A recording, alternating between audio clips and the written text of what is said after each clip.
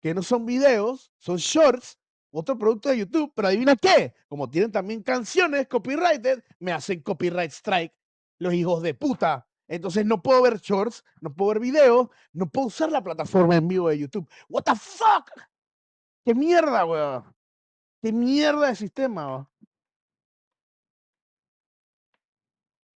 ¿Qué mierda de sistema, weón?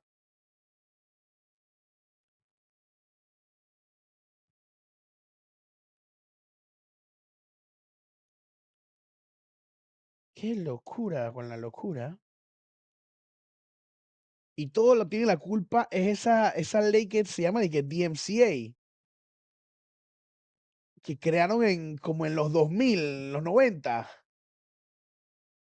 que se quedó desactualizada para los músicos que le estaban metiendo el dedo todas las compañías para esos dos tiempos. ¿Sabes cómo las compañías explotaban a los músicos antes, no? Bueno, los manes sacaron sus DMCA y sus leyes, pero putas, se quedaron desactualizadas, weón. Esas leyes tienen que actualizarlas, bro. Como chucha así que yo no puedo usar fucking música de la plataforma de la cual me estoy usando para streamear?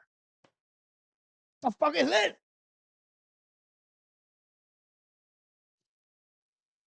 Ya, eso fue mi momento rant, disculpen.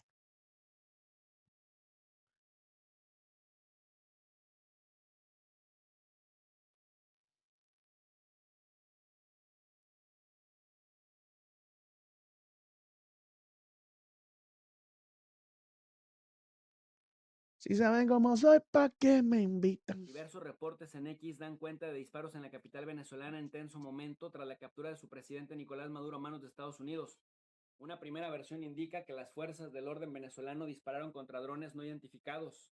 Sin embargo, la confusión circunda en el lugar mientras se llenan de imágenes de lo acontecido. Y por acá se presenta este video que ya le está dando la vuelta precisamente a las redes sociales. Miren estas ráfagas.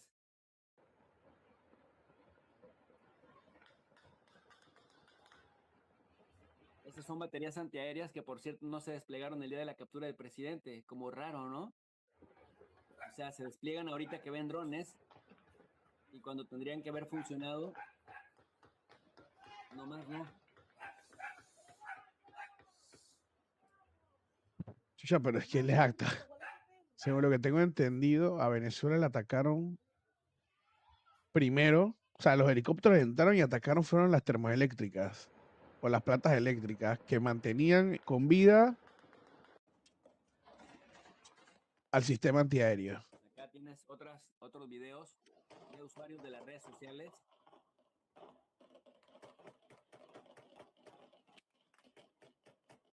Si algo justamente quería evitar Donald Trump es que fueran sus propios soldados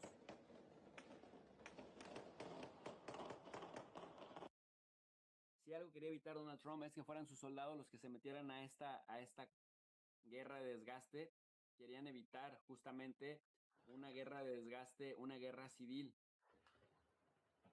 Querían una transición ordenada, pacífica, que no le costara mucho más a Estados Unidos, o en su defecto que sean los propios venezolanos los que se tiroteen entre ellos. Pero esto es lo que hasta este momento se está hablando de las ráfagas que están teniendo lugar en Caracas, Venezuela. Miren ustedes la operación de las baterías antiaéreas y luego en el otro lado se siguen escuchando estos disparos y hay quien habla, incluso en medios de comunicación, ya lo estoy viendo en Sputnik. En Sputnik están hablando de un golpe de estado en ciernes, pero habrá que esperar. Hay periodistas que por ganar la nota se calientan el primer hervor, queridos alumnos digitales, pero nosotros somos serios y en las ciencias sociales realmente entendemos que la ciencia se va haciendo detrás de lo que está aconteciendo. Así que no se me calienten el primer hervor ni se emocionen. Hay que ver para poder interpretar, porque miren que de opinólogos y de pseudo expertos estamos llenos. Están llenas las redes sociales. Esto es, repito, lo que hasta ahora están subiendo en las redes sociales distintas cuentas individuales.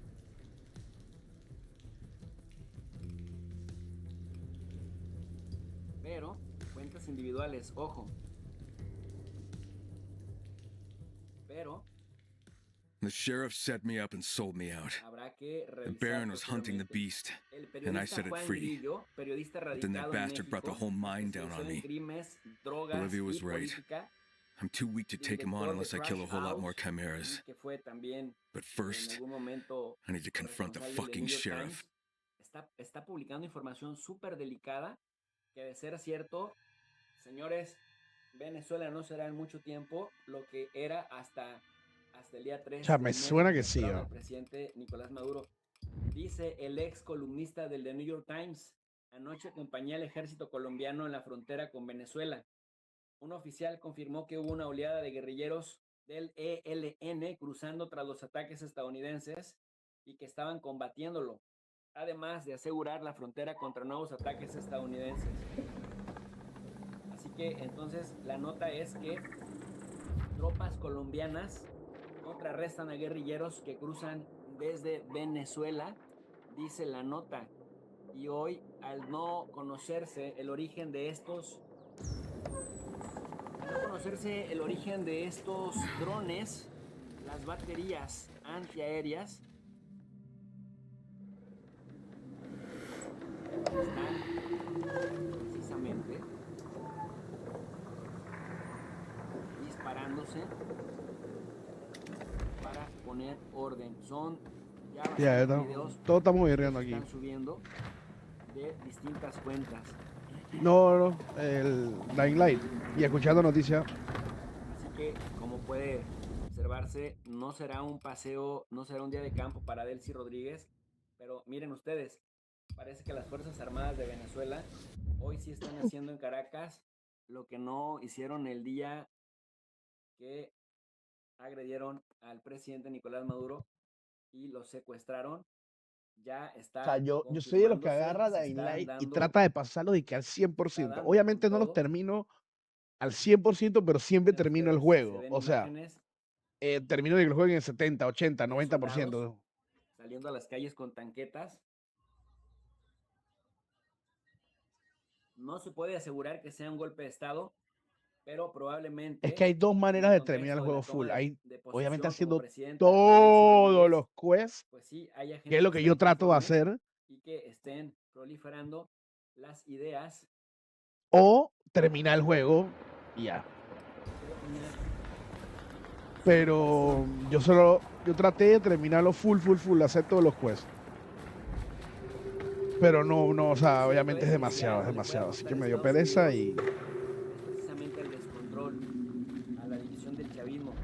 Si el chavismo se divide, es probable que esa es la política anglosajona, divide y vencerás. ya tomar Un avión acaba de despegar de Caracas sí, en medio de todo el tiroteo saben el en el efecto, Palacio no, están jugando ya en otro canal, otro Discord. Dicen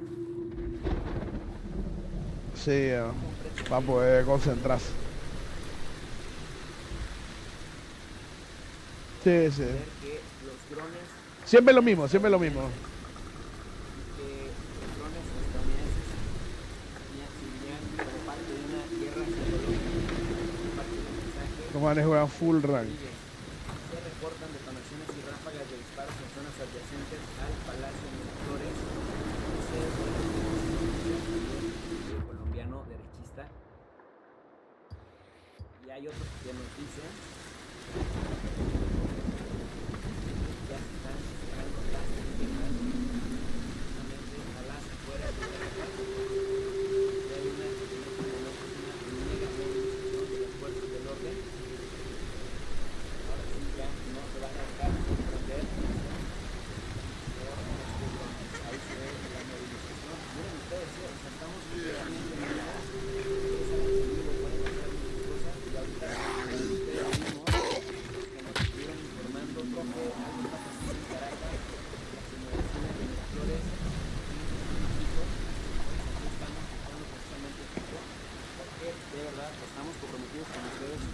gusta, la verdad.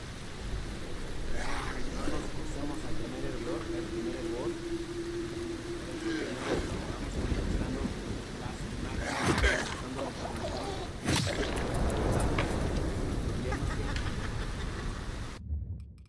Man, esto es bien creepy lo que estoy escuchando.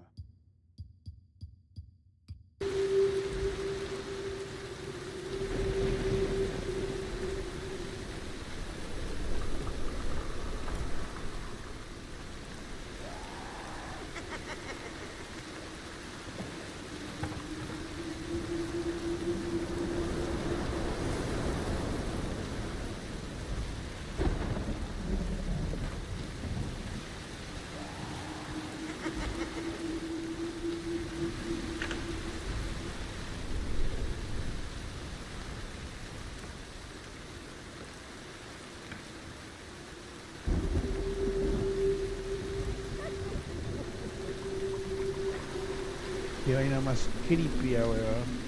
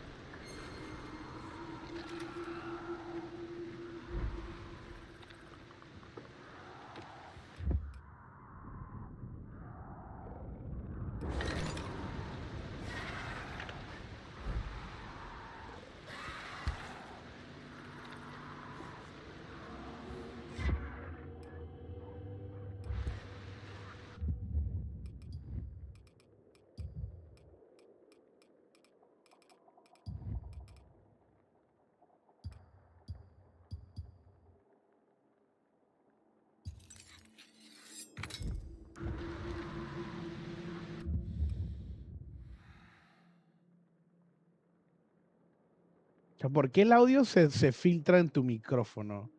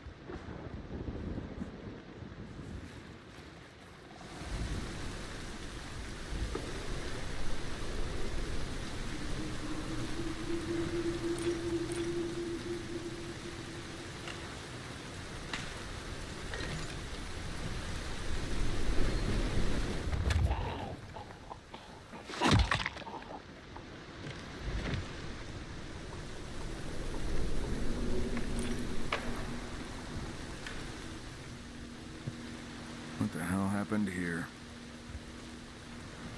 Better try and track her.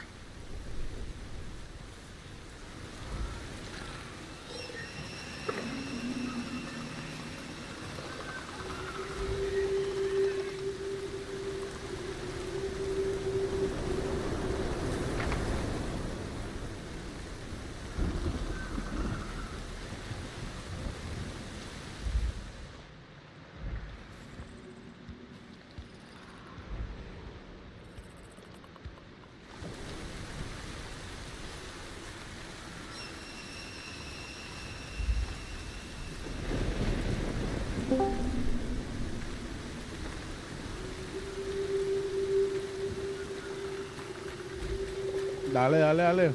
Pero dame un minuto, dame más terminar este quest. I'm getting close. Estoy terminando ya.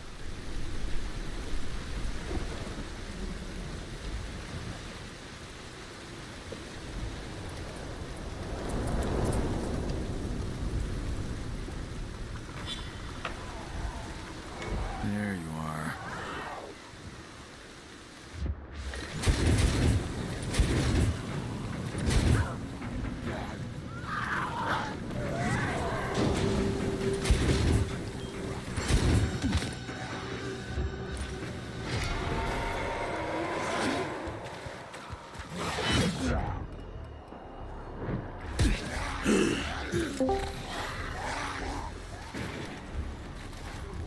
Hello.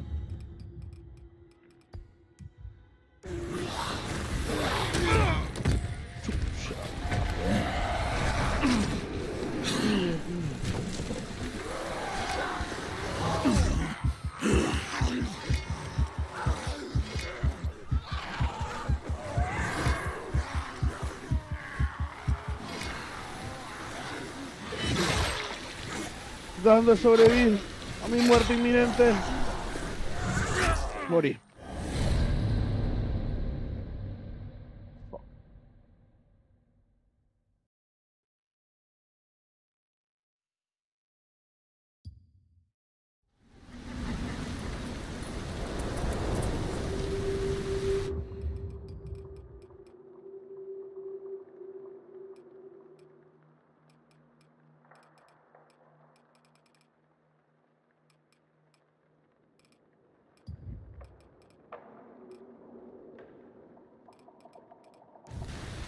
Ya sé lo que puedo hacer. O agarrar una lanzagranadas.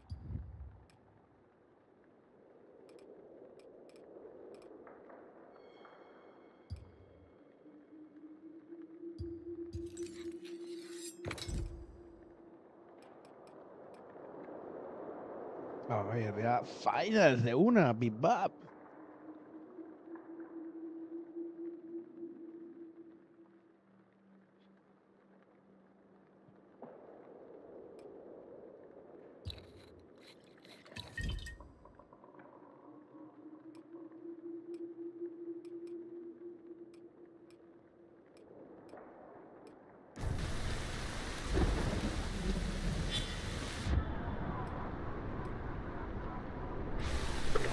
There you are.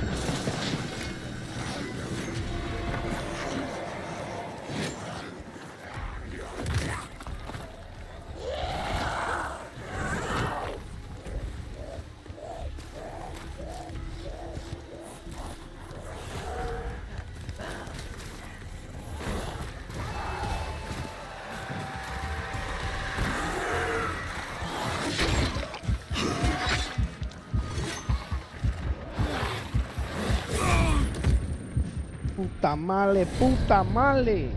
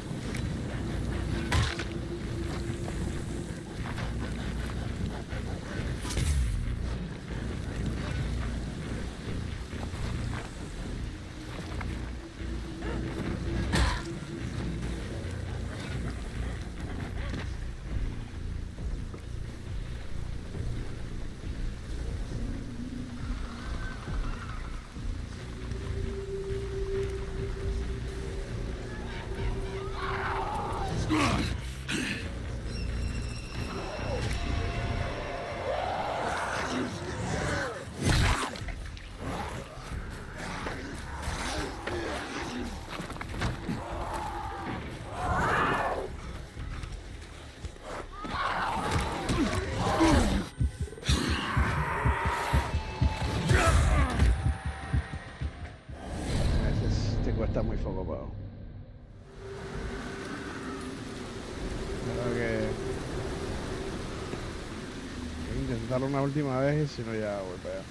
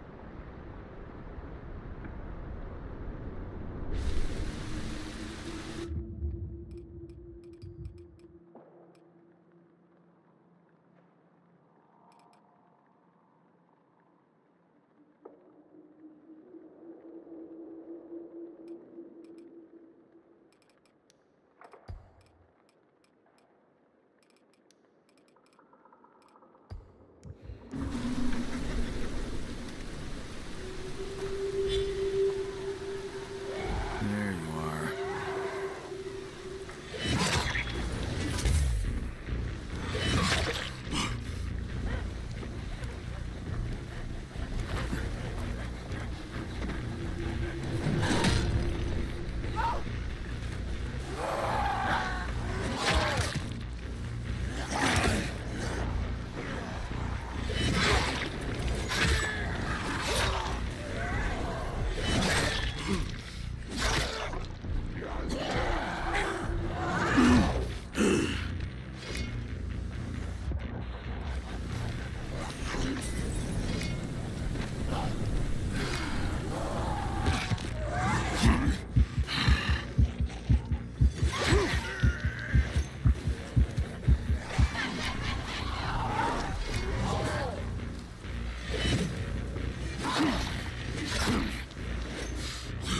Got Yaga. What's going on?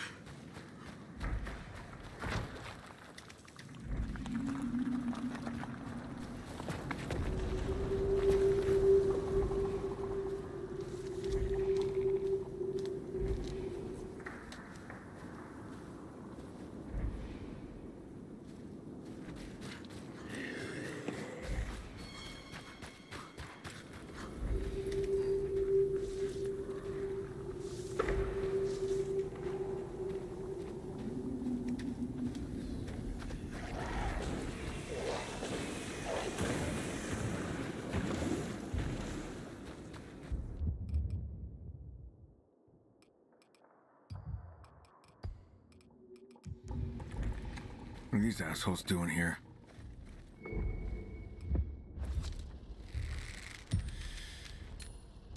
We're under attack! Ya estoy mirando.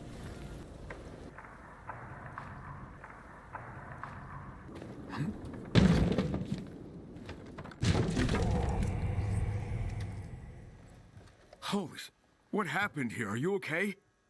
Tell you the truth, my friend, I feel like shit. The Baron's men got a little impatient with me. Never should have trusted those assholes. Wait, this contractor's with the Baron's men? What the fuck were you thinking? It's complicated, Kyle. I wasn't completely honest with you. Yaga was no random monster. They experimented on it in the lab. It attacked the place me and my wife were holed up, and it killed her. Shit. Yeah, shit. The guy who hired me was the same scientist that created Yaga. Was gonna take the Drecksack out myself, but he was surrounded by guards. Please, Kyle, help me. Avenge my wife. Jesus, Max. I'll try. Thank you, Kyle. I promised you Lizzie. And you have my word on that, too. I'm not worried about that right now. I'm not leaving you like this. I've been through worse. Don't worry about me. I'll head back to the safe zone once I get myself together.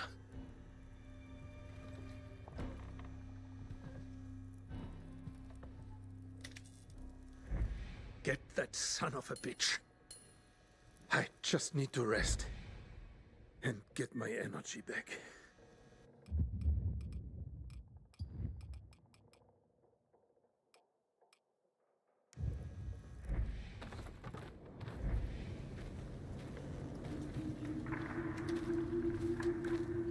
There was another car here. I gotta find it.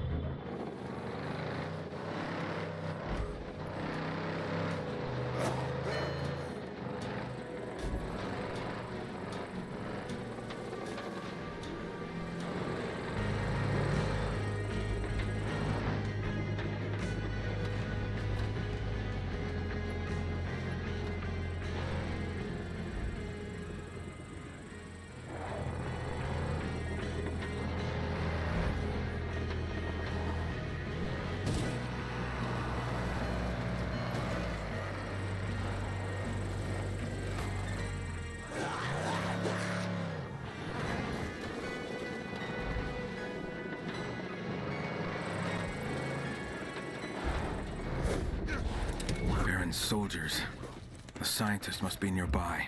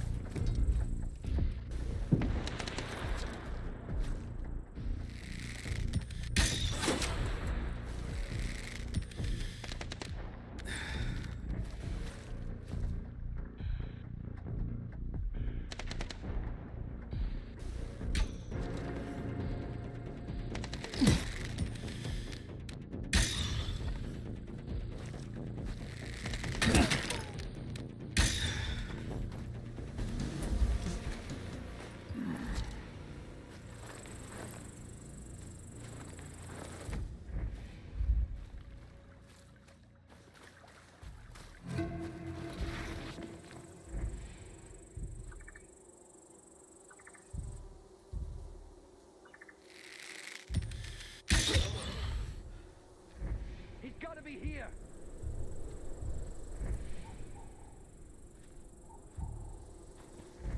You're surrounded! Show yourself! You're only making it worse!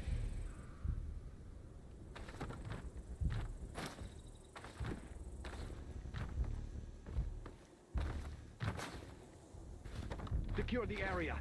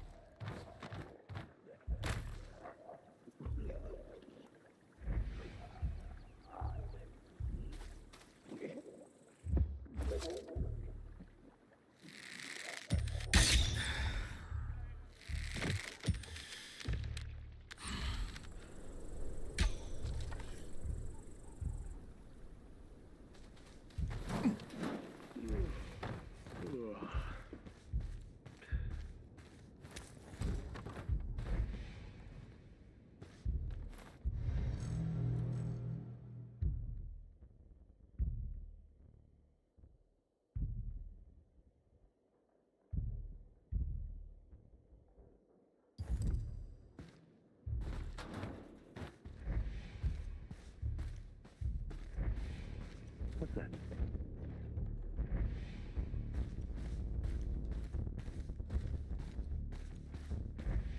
You see that?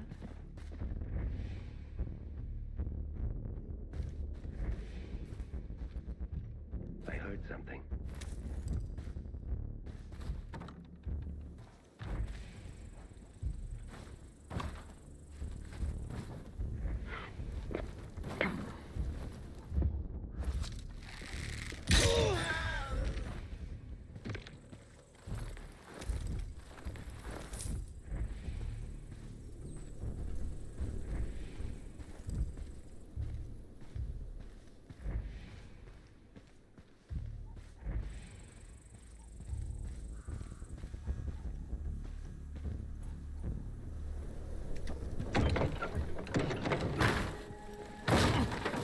What do you want from me?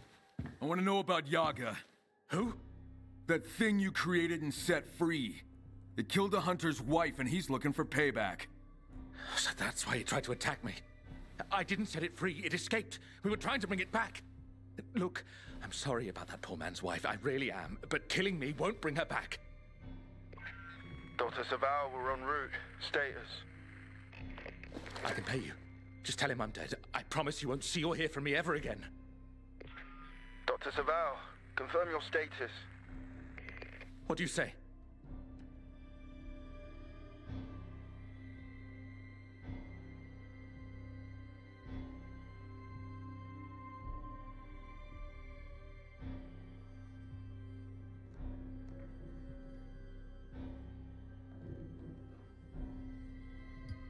A bribe? Seriously? A woman's dead because of you. Get him! Shit.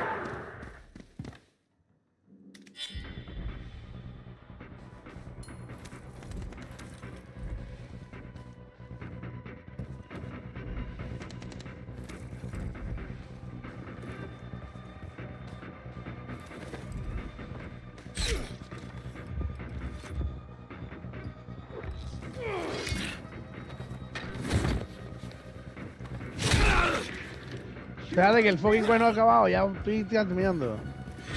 Te lo juro. No, pero es que no tengo la culpa, este juez es no terminable, weón. Bueno, pues yo pensé que ya estaba terminando, pero ahora sí tiene la última parte, ya estoy matando al último bicho. Yo pensé que matando el bicho, yo pensé que matando el primer bicho que tenía que matar y ya terminó el juez, pero ahora parece que matar a este ya.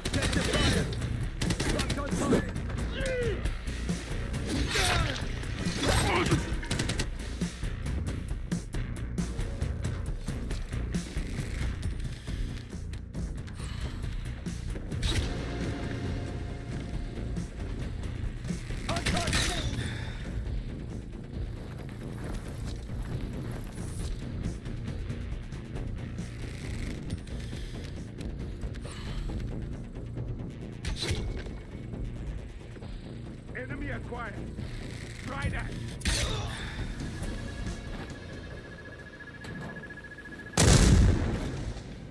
Ya.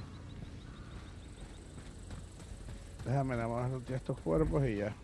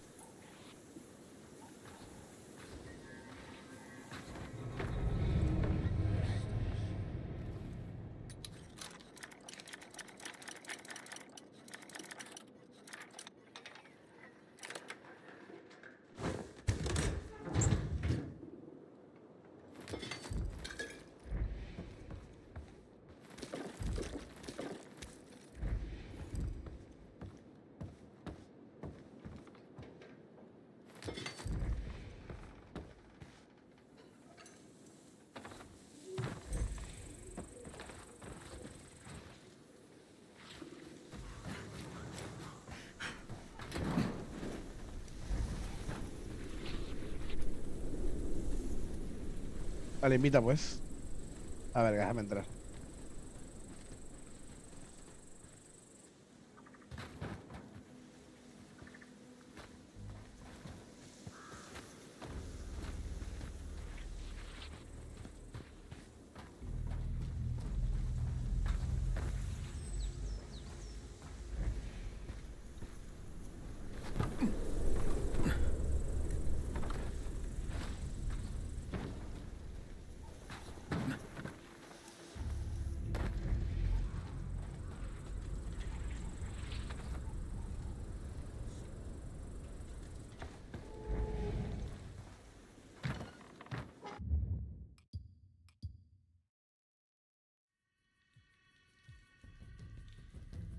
¿De verdad?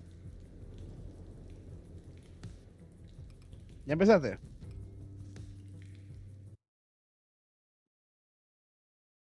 Ah, güey, güey.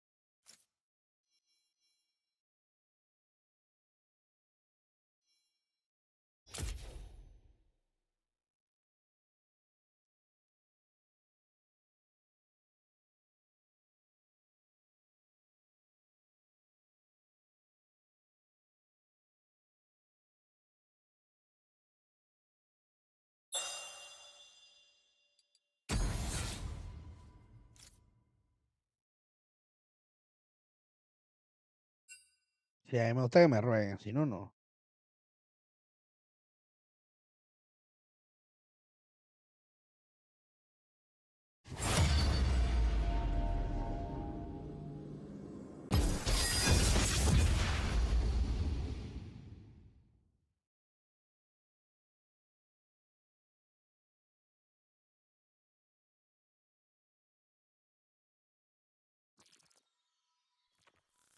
I do not tolerate cowardice.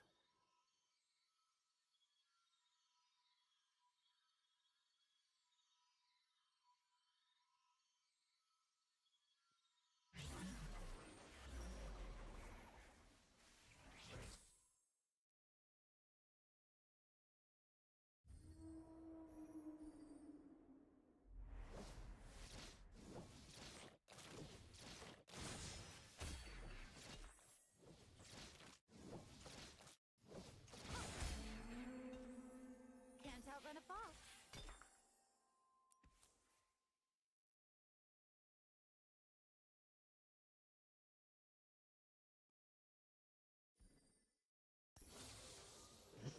An icon doesn't have to explain himself.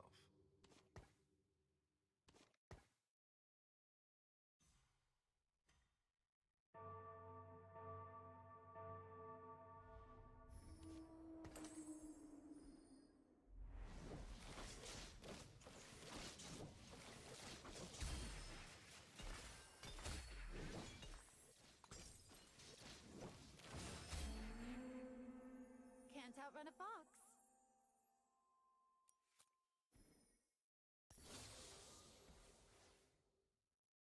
Scurry back to your shadows, ninja.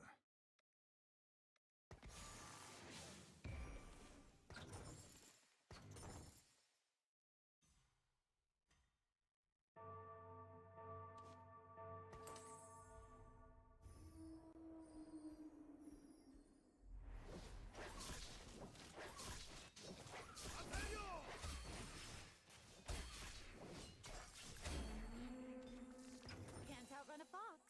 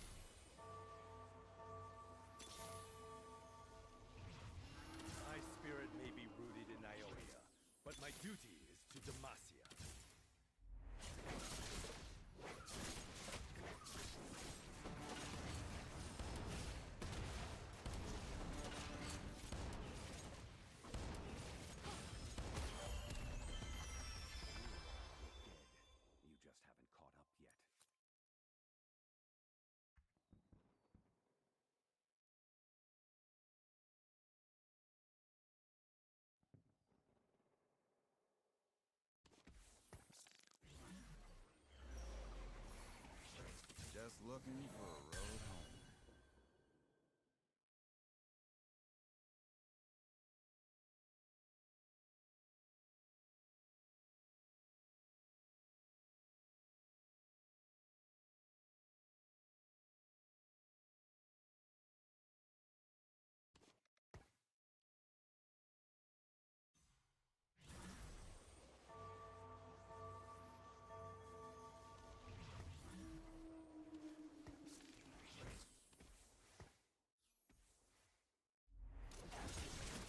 Mira lo que se avecina a la vuelta de la esquina. Viene el Lunatic rumbeando.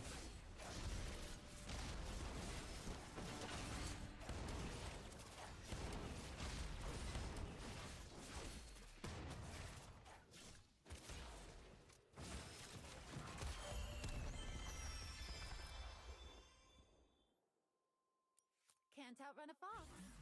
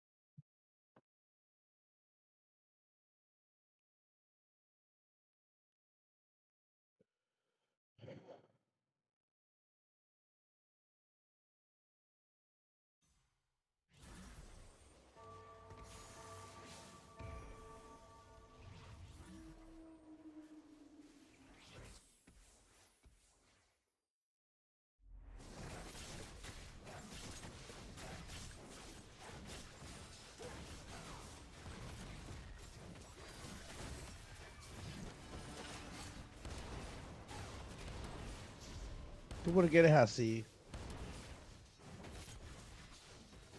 Este pelado hay que ser verdad.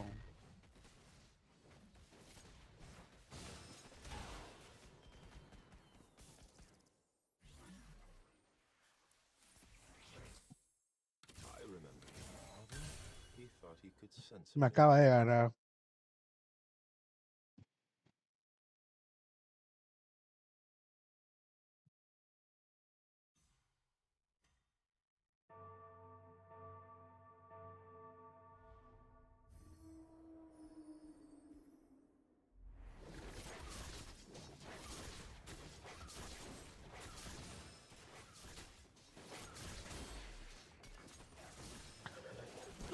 Tengo hambre abajo.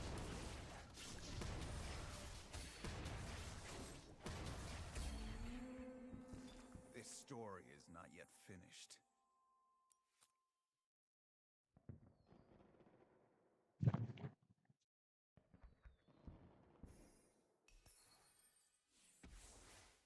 An icon doesn't have to explain himself.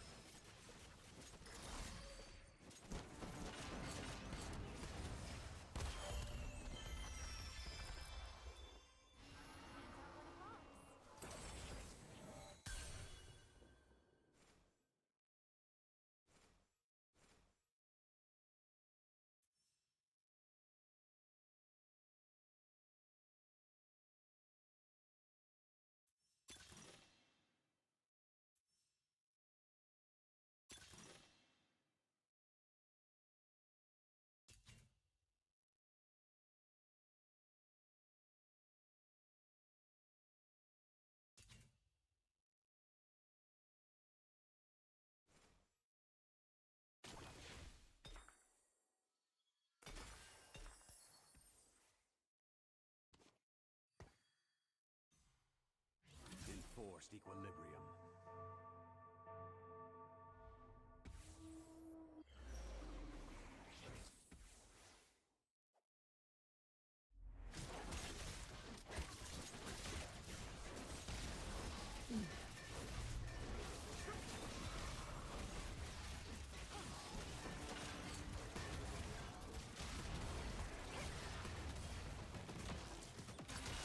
Picha.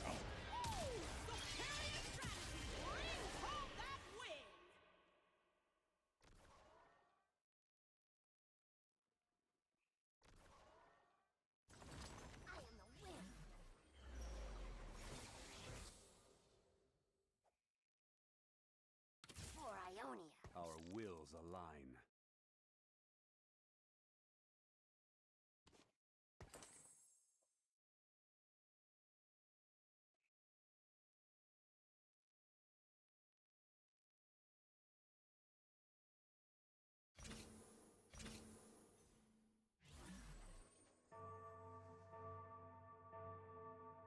Va a poner noticias, va a poner noticias. Es cartera el que nos digan tantas cosas y que a la hora de la hora no pase nada.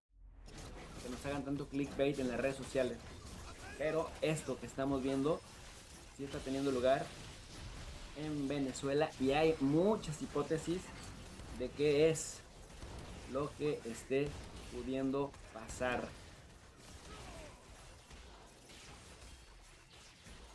Ian en Grillo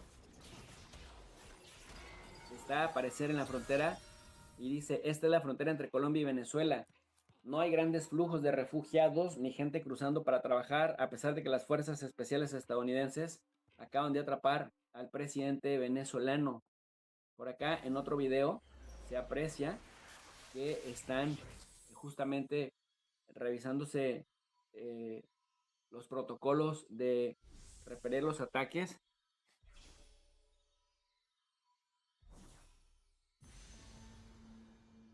Y por acá hay quien está señalando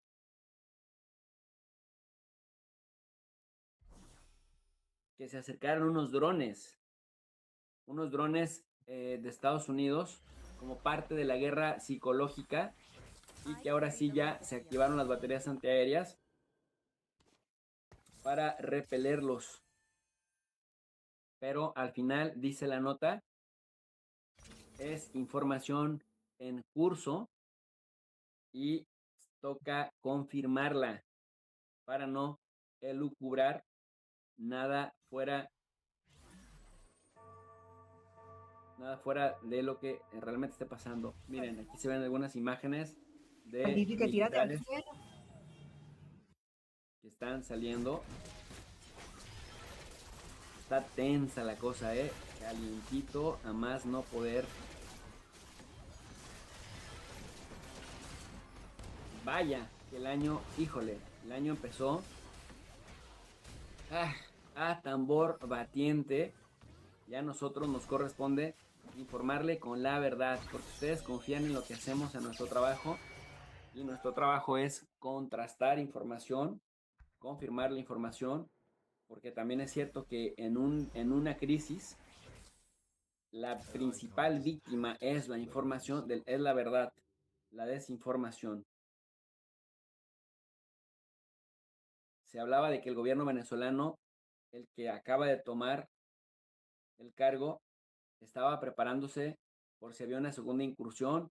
Donald Trump dijo que era posible, que no lo creía que fuera a darse tan cerca, pero a la luz de lo que vimos en días recientes, la cúpula chavista, ahí está. La cúpula chavista, ahí está. Vladimir Padrino a un lado, Diosdado Cabello al otro, y la nueva presidenta. Bueno, en lo que van saliendo más información, déjenme continuar con la información que ya teníamos preparada, porque precisamente dicen que mientras Nicolás Maduro está sufriendo en la corte, y está sufriendo pero en serio, porque yo lo dije desde ayer, desde antier que lo vimos entrar, va cojo, va visiblemente lastimado de una pierna, no la puede doblar. No sé si sea una bala o si sean patadas que le pegaron o garrotazos, pero lleva un pie lesionado. Y se habla de que la señora Cilia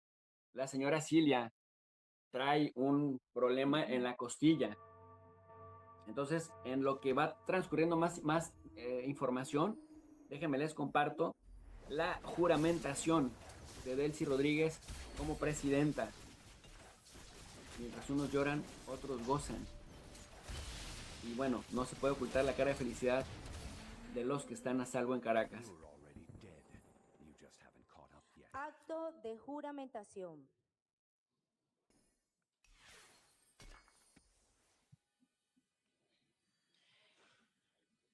Este acto de juramentación que se desarrolla precisamente, como bien decíamos, como bien estamos viendo las imágenes de Delcy Rodríguez, va a ser juramentada como presidenta interina ante la Asamblea Nacional.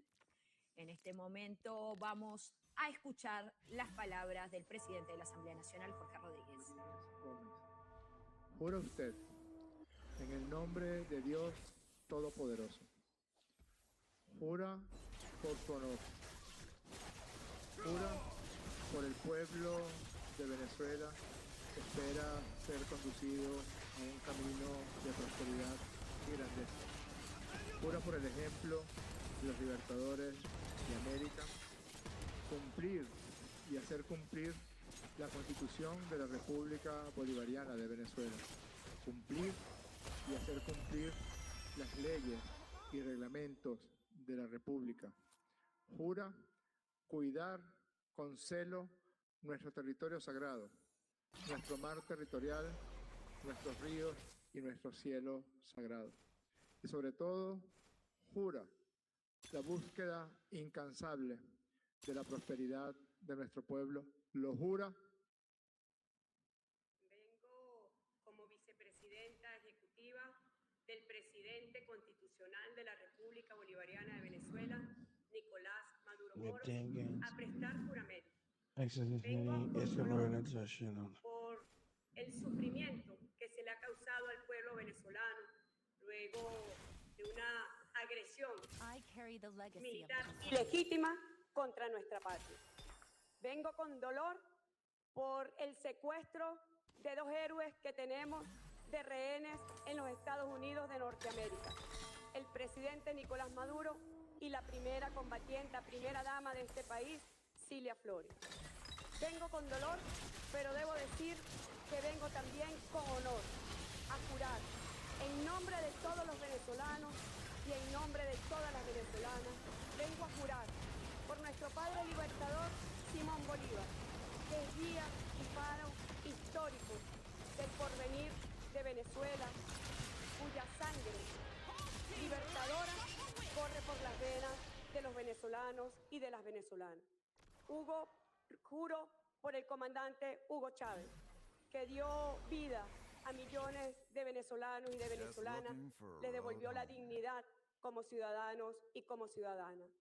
Juro por Jorge Antonio Rodríguez, y en su mirada Juro por los niños de Venezuela, por las niñas de Venezuela, por nuestra juventud, por garantizarles porvenir y futuro a nuestros niños. Juro por mi madre, por mi hermano Jorge, por mis sobrinos, por mi familia. Juro por mi honor que no voy a dar descanso a mi brazo, ni reposo a mi alma para ver a Venezuela en el destino que le corresponde, en el pedestal de honor histórico que le corresponde como una nación libre, soberana e independiente. Juro por el pueblo de Venezuela a no descansar ni un minuto para garantizar la paz de la República, la tranquilidad espiritual de nuestro pueblo, la tranquilidad económica y social de nuestro pueblo. Y juro entonces sobre las bases de nuestro Padre Libertador en su discurso en Angostura, garantizar un gobierno que dé felicidad social, estabilidad política y seguridad política. Juro por Bolívar, juro por nuestros libertadores, juro por nuestras libertadoras y juro por nuestros hermanos y hermanas que nos acompañan y deben sumarse como un solo pueblo, desde todos los sectores políticos de Venezuela, desde todos los sectores sociales, económicos, que juremos como un solo país para sacar adelante a Venezuela en estas horas terribles de amenaza contra la estabilidad y la paz de la nación. Juro. Así lo hiciere, que Dios, la patria, nuestro pueblo, os lo premie. En caso contrario, os lo demande. Quede usted, ciudadana del Cielovina Rodríguez Gómez, investida en el cargo de presidenta encargada de la República Bolivariana de Venezuela. Felicitaciones. Bien, hemos visto este acto de juramentación. Estamos viendo la juramentación de Delcy Rodríguez como presidenta encargada de la República Bolivariana de Venezuela. Juramentación realizada, como se hace siempre, ante el presidente de la Asamblea Nacional, en este caso de Jorge Rodríguez. Entre las palabras que manifestó, dijo: vengo con dolor por el secuestro de los héroes que tenemos, de Maduro, del presidente Nicolás Maduro y de la primera combatiente Cilia Flores. Vengo con dolor, pero también vengo con honor a jurar. Y juro a no descansar ni un minuto para poder garantizar la paz y la tranquilidad social y económica de la República. La paz de nuestro pueblo. Estas fueron parte de las palabras que manifestó en su juramentación ante la emoción de la gente. Ahí estamos viendo a un público muy emocionado ante esta juramentación, así que seguimos escuchando el proceso. Ha concluido el acto. Recordamos a las personas que están en sintonía de Venezuela. Finalmente concluyó el acto, escuchábamos las palabras y ahora la presidenta encargada, la nueva presidenta encargada, Delcy Rodríguez, saludando a cada una de las personas luego de su juramentación ante el presidente de la Asamblea Nacional, donde destacábamos palabras muy sentidas de la misma, que dijo, reiteramos, vengo con dolor por el secuestro de los héroes que tenemos, del presidente Nicolás Maduro y de la primera combatiente Cilia Flores. Vengo con dolor, pero también vengo con honor a realizar esta juramentación y juro a no descansar ni un minuto para garantizarle la paz y la tranquilidad social y económica a la República. La paz a nuestro pueblo como lo merece.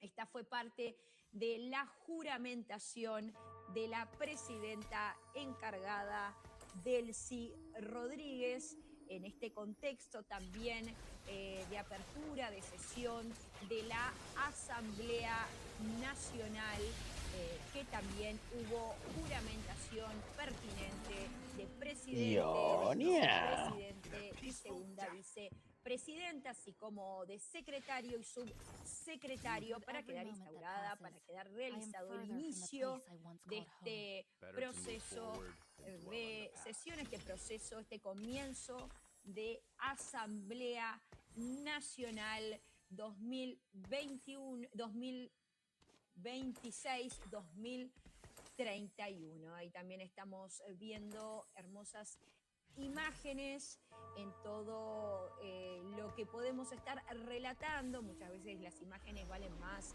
que 1000 palabras, dicen, y la verdad que estamos viendo los rostros de las personas que están saludando a la presidenta encargada, que están saludando a Delcy Rodríguez, y esto también continúa en un contexto de emoción. Ahí también vemos al ministro, a Diosdado Cabello, entre todas las personas que son parte de esta juramentación, que están ahí ¿Qué es lo que te pasa, acompañando a la presidenta encargada de la República Bolivariana de Venezuela. Me está ganando en TFT, Olga, un primeras desgraciado. palabras que podemos decir ante esta juramentación. La primera palabra es que yo creo que todos los que estaban allí, los que estamos viendo, estamos conmovidos con esta situación, este nuevo reto dentro de este proyecto histórico. La vicepresidenta, hoy presidenta encargada de la República, doctora Delcy Rodríguez, ¿sabe cuál es su papel histórico? La revolución. Pues ahí tienen, queridos Elmo Digitales, el papel histórico que, bueno, solo la historia nos va a decir qué es lo que pasó. Déjenme, le robo a mi queridísimo tocayo Jesús Escobar Tobar un par de minutos de una entrevista que le acaba de realizar al analista Kurt Hackbar, que conoce justamente el...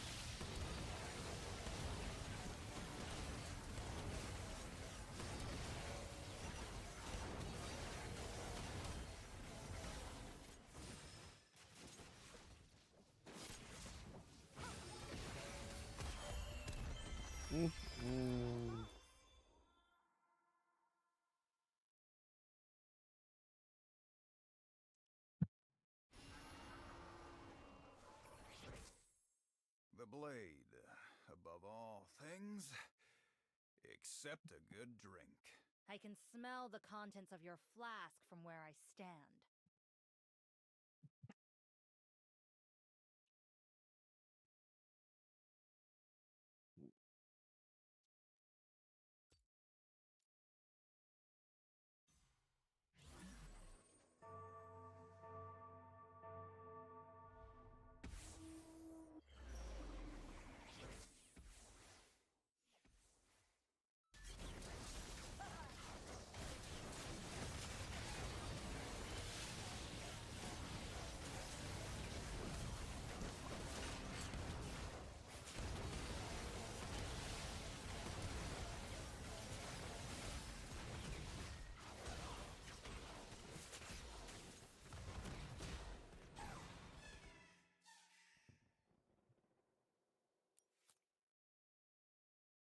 No me hables.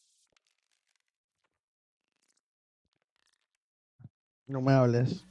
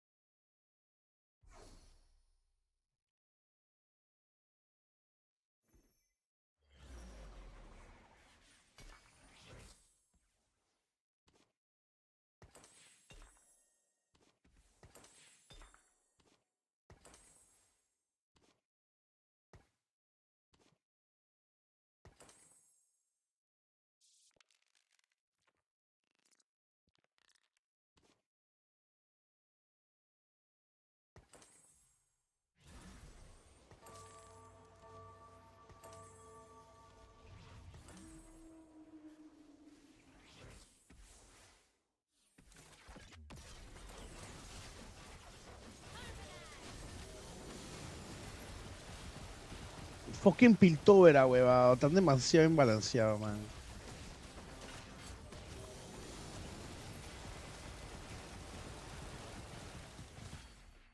Chucha, pero le gané. Oh, le gané.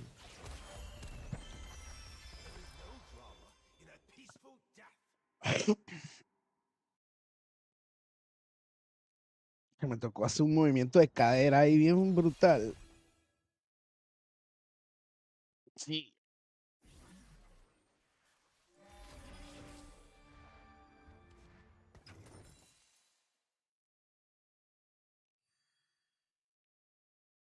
I carry the legacy of the Vasani.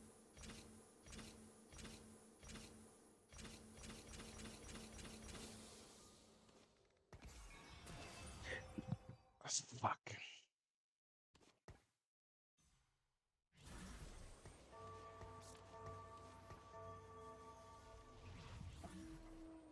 Dos libras de cadera en esta nena. Pinga.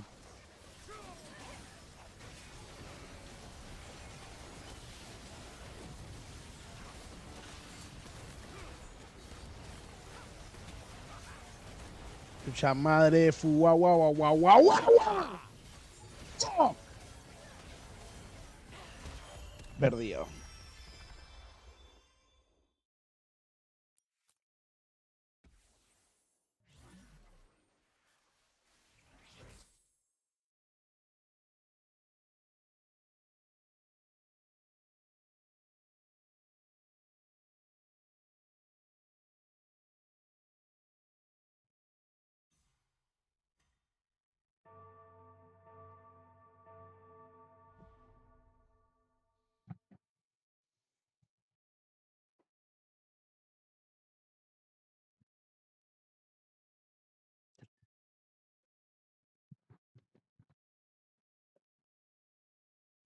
Tengo rantan hambre. Me voy a hacer una sopita china, ¿no? No, no, no. Ya la marca ahora es yakisoba. Ya las maruchan pasaron. Ya así mismo es. Yaki te lo soba.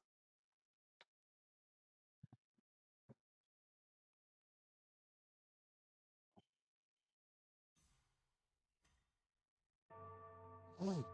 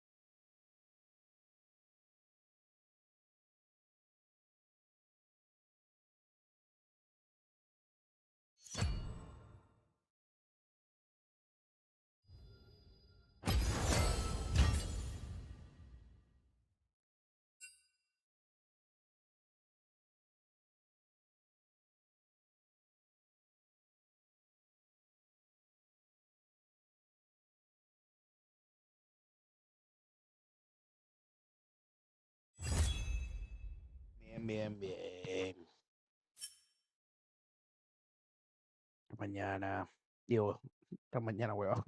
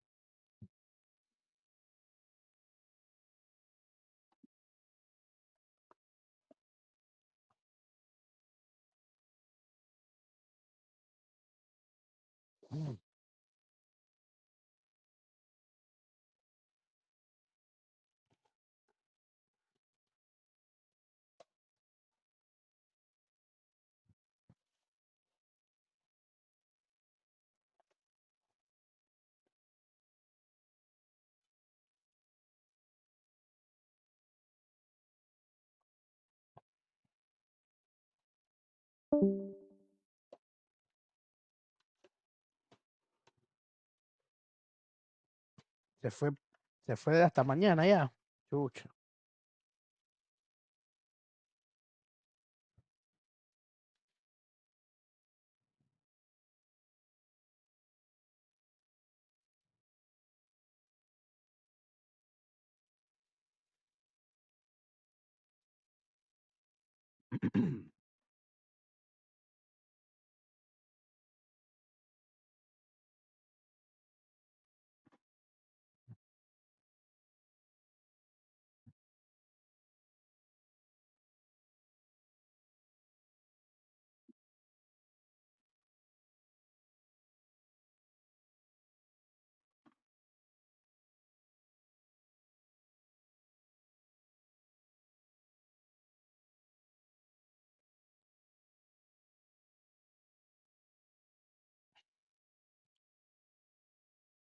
La mano arriba, cintura sobra,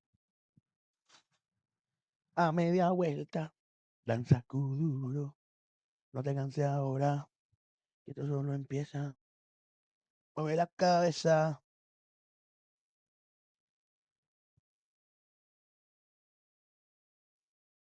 Danza kuduro.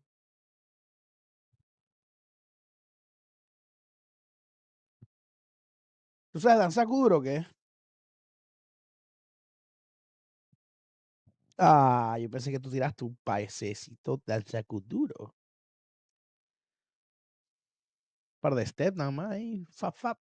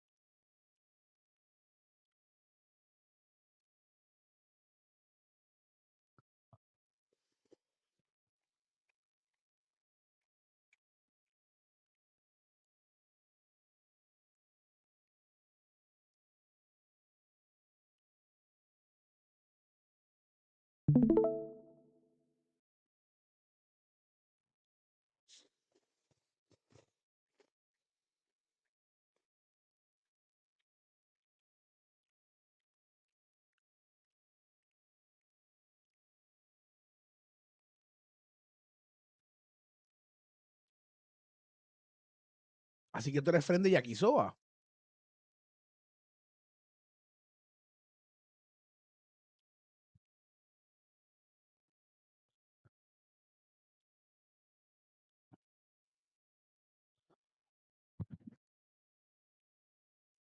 Ah, chucha, tú todavía vas por ahí, ¿no? Sí, yo. Yo estoy al final ya peleando con la Painterest. Ahí lo dejé. No lo he terminado.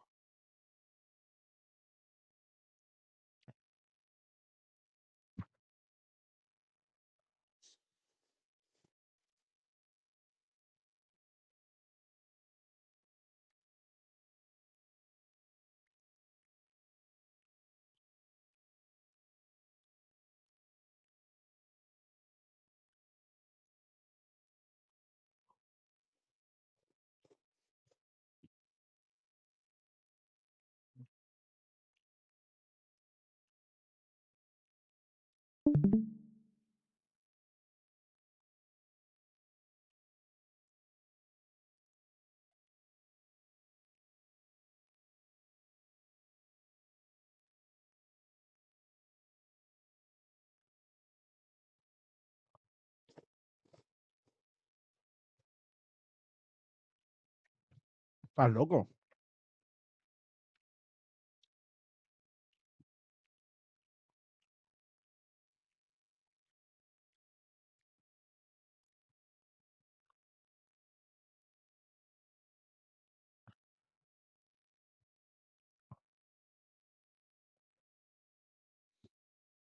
Chucha, en ese juego hay ponchadera y todo.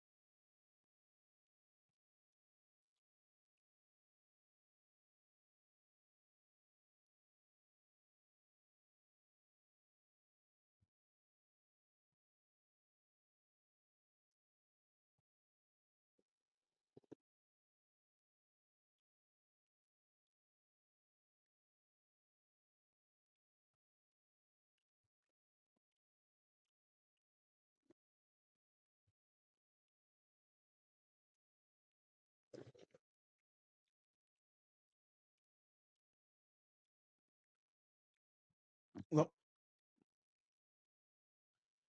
no crea, no crea, hay vainas bien escondidas.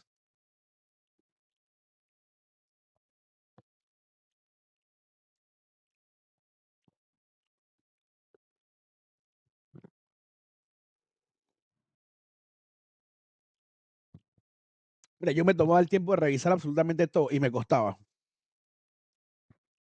encontrar las vainas.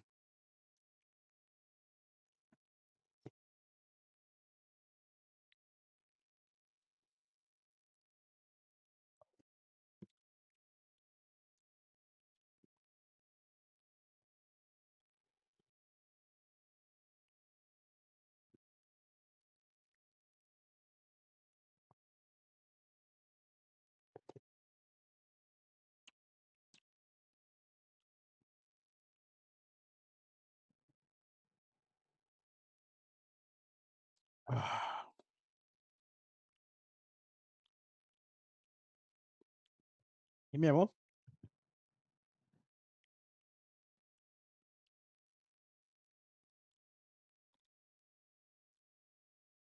Ni vida. Eso vale verga.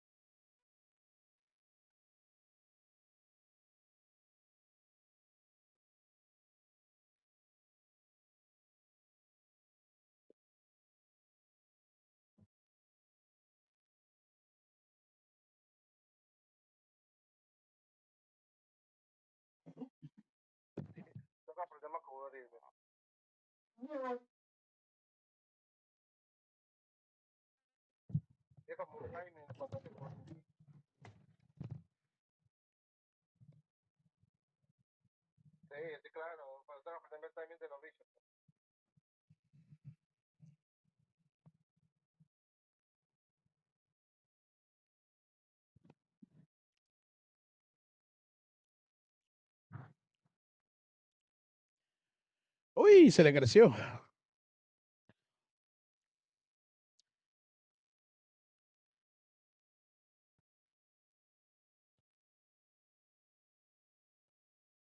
Claro.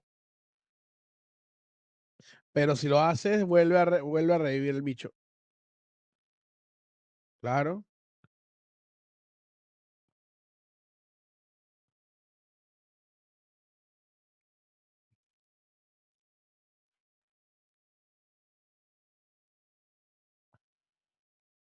Cada vez que tú tocas eso, reviven todos los bichos.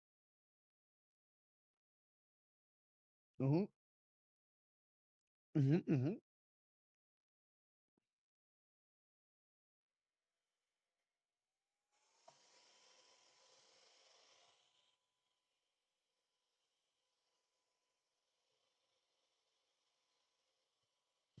Por eso es que a veces el juego se vuelve un verguero, porque chucha, te cuesta un montón matar a un bicho y luego quedas sin vida y quedas de que chucha, pero entonces, ¿qué hago? Si acabo de empezar el área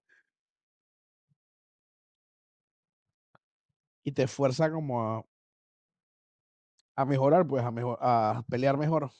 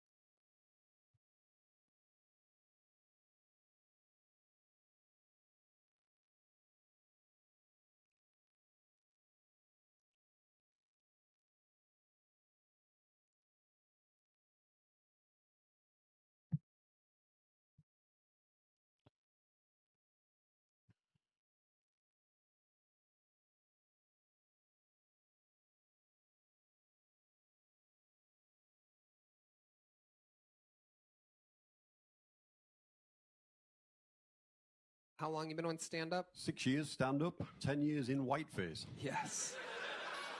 I do the whiteface because blackface is frowned upon. That is true. Unless you're Jimmy Kimmel. That's true. Jimmy did blackface.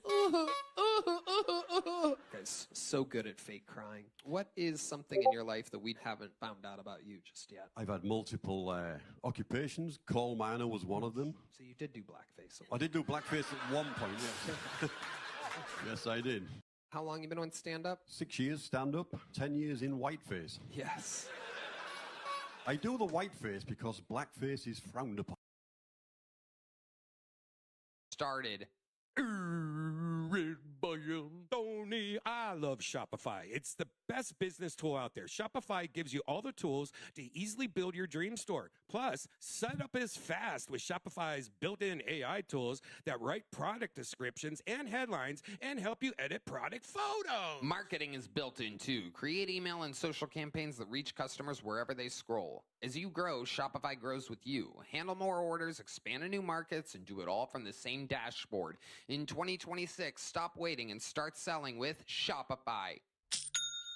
Sign up for your $1 per month trial and start selling today at shopify.com/Kiltony. Go to shopify.com/Kiltony. That's shopify.com/Kiltony. Hear your first this new year with Shopify by your side. On back to the bucket we go. Ladies and gentlemen, 60 seconds uninterrupted. This looks like a new name. Make some noise for Nick Tormey, everybody. Here we go. Nick Tormey. Hey, everybody. So a little bit about me. I'm not really great at following through on things. Like, I dropped out of community college twice. I tried hanging myself, wound up with a choking fetish. The rope broke from the ceiling, but I shot a few more right back up there.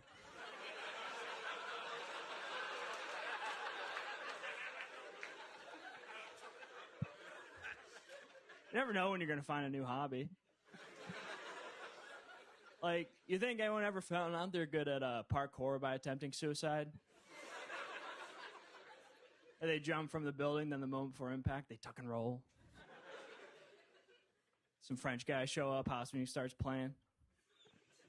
I think it's much more likely someone's attempted parkour and found out they're good at suicide.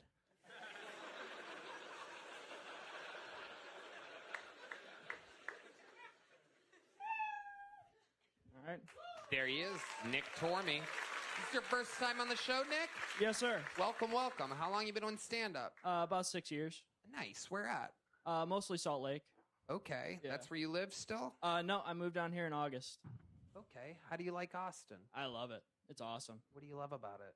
I like that there's no winter. I'm a big fan of that. Winter. Yeah, I'm from upstate New York. Then I lived on top of a mountain in Utah in a van for 4 years. So, yeah, you fucking drive down. Talking about. It took me 4 years to realize that shit. I'm not a smart man. I love it. What do you do for work? I did work at the ski resort for a while. That doesn't exist down here. Back to the mountain. Yeah. I'm working for Amazon right now. I'm working for the devil. It's pretty fun. So you're driving? Yeah. Okay. What's that like? Tell us about awful. Yeah, tell us. Break it down for us. What do you hate about it? They have you on a camera at all times. It's like an AI camera that's tracking you the whole time. And I also threw out my back yesterday, so I was walking around like Quasimodo for most of my deliveries. Wow, the last comic blew out his back too.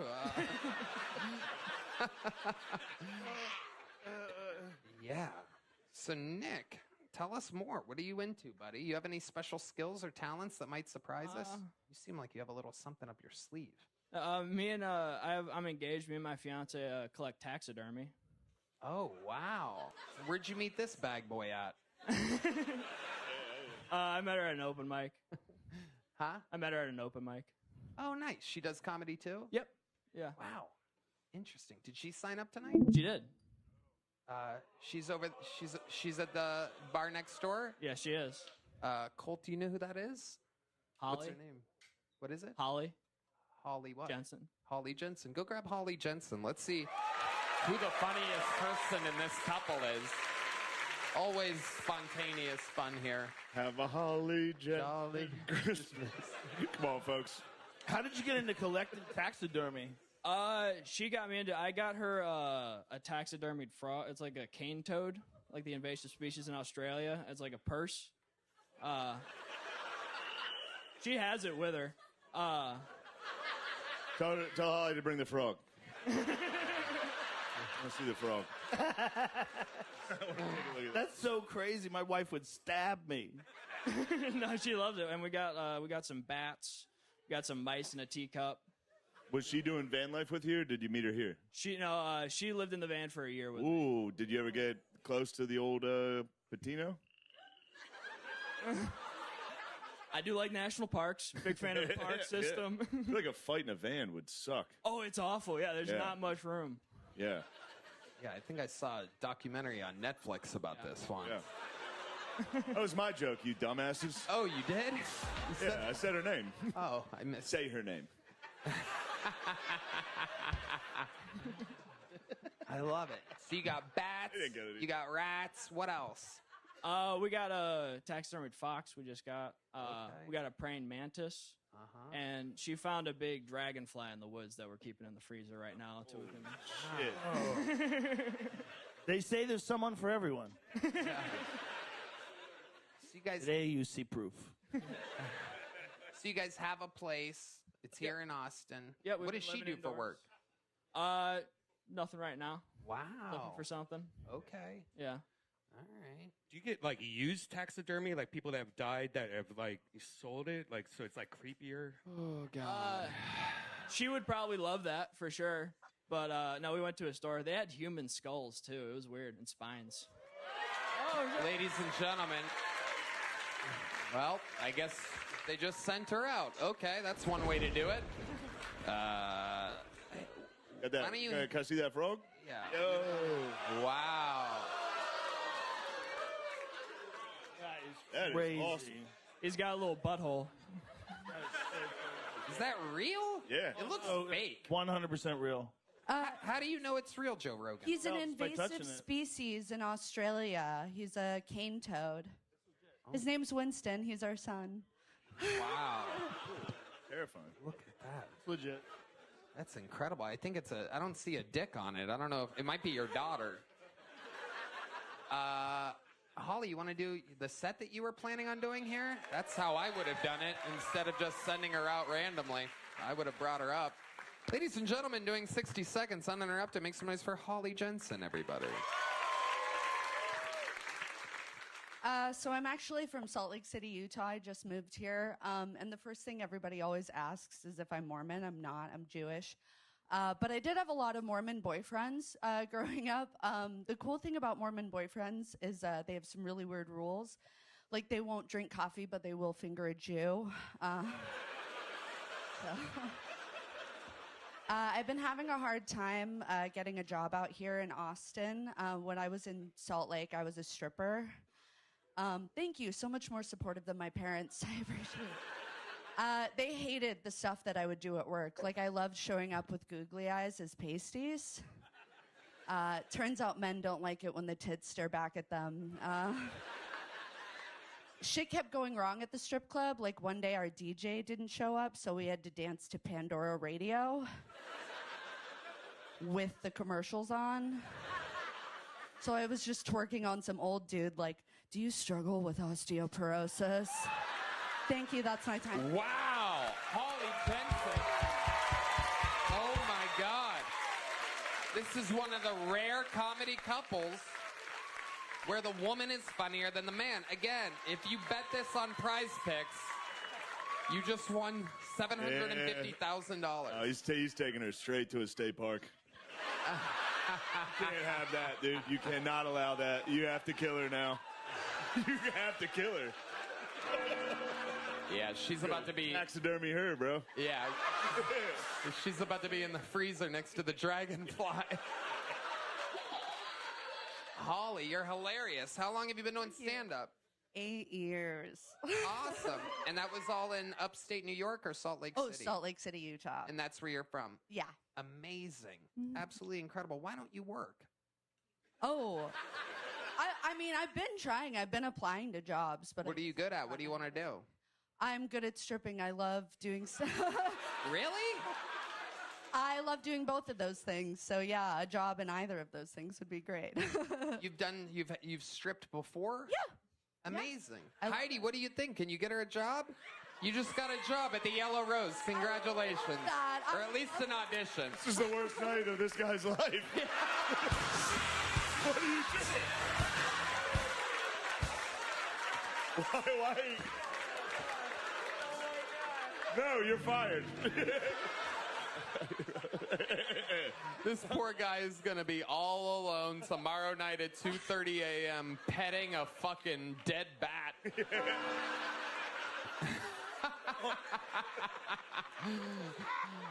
He talked about he tried to kill himself. Holy shit. Well, you guys fucking just did something real special here. Very entertaining. We got a small one for Nick. You guys want him to get a big one? All right, you guys are both getting big ones. There you go. There goes Nick Tormey and Holly Jensen, everybody. You know what, Holly? Next year, I would love to have you on the Secret Show, all right? Next year?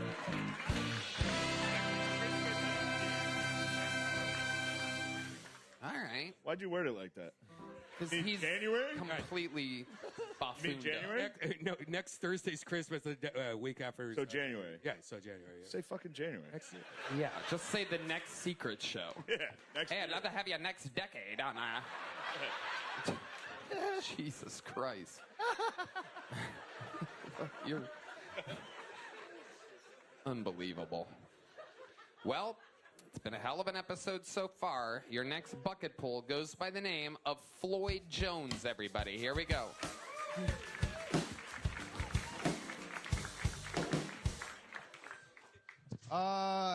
So are we just gonna act like Kanye wasn't a Nazi?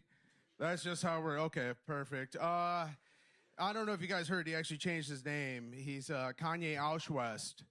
Yeah, Kanye, which is crazy. Like, he said he was done making music, done making controversial statements. He's actually gonna open a chain of all-natural grocery stores. He's gonna name it Trader Joe's. I think it's problematic to say the least. But I like the thought of restaurants just fucking up. Like, I think it'd be cool if Olive Garden gave abortions, you know? Because then their tagline could be, when you're here, you were almost family. Speaking of how I'm a piece of shit at restaurants, you guys thought I was Puerto Rican. I'm black, I promise. I've got the paperwork. I'll get 23andMe right now, even though that just sounds like a cool movie about Michael Jordan. So, but white people just need to know. They're like, I just want to make sure, like, God. And so I like to go to sushi restaurants because the waitress is never black. And when she comes over, I go, hi, could I get some salmon nigiri? And she's like, you mean nigiri? Wow. Damn. All right, that's a lot of oohs and ahs during that set. Floyd Jones. Wild. Welcome, Floyd. Is this your first time on the show? Yo, grabbing that microphone, buddy. I don't know how that happened, yeah. It happened. Okay. Welcome. How long you been doing comedy, Floyd? Since like 2021, you know? January 6th, right? Okay, not great. Yeah, Shane knows. Oh my God, Joe Rogan. Dude, hell yeah. Hey man, without you, oh man. Let's go! Let's go! Fuck. These are your heroes, Joe. Honestly, this is like Pokemon. It's like you started Tony, you ended Shane, and like, the Charizard himself, dude. Holy fuck, dude. Oh, dude, let's go. Where was this? Let's go. Where was this? You're funny. Hey, dude, I wasn't ready for it. I'm sorry. Yeah.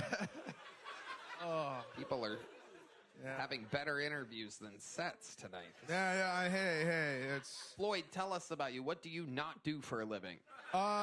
Just care. I guess care. What do you? No, I play music, man. I'm a drummer. You're a professional musician? Yeah, in a metal band. Yeah. Really? You're a drummer? Yeah. Well, I mean, it's been a long time since we've done this, but for those of you that are fans of the show, you might know that if anybody that does comedy on this show drums, we have a little thing where they get a drum solo and our house drummer gets a drum solo. And if the guest drummer is able to beat our drummer in a drum off, they become the full-time drummer of the show. So like Highlanders, a drum off here. And if you beat Michael Gonzalez in the drum solo off, you become the full-time drummer on this show. And Michael has to dress like a 5-year-old and play in a metal band. This is a Mexican drum off, ladies and gentlemen. Now, I must warn you, Floyd Jones, Michael Gonzalez, all time, is undefeated here on his home turf. But I'm guessing that Floyd, since he does this for a living, might have a little something. Well, we know he doesn't have anything up his sleeve because he's wearing a basketball jersey. But I'm guessing he is very talented. Let's see what happens here. This is Kill Tony, brought to you by Netflix, January 12th. 1, 2, 3, 4.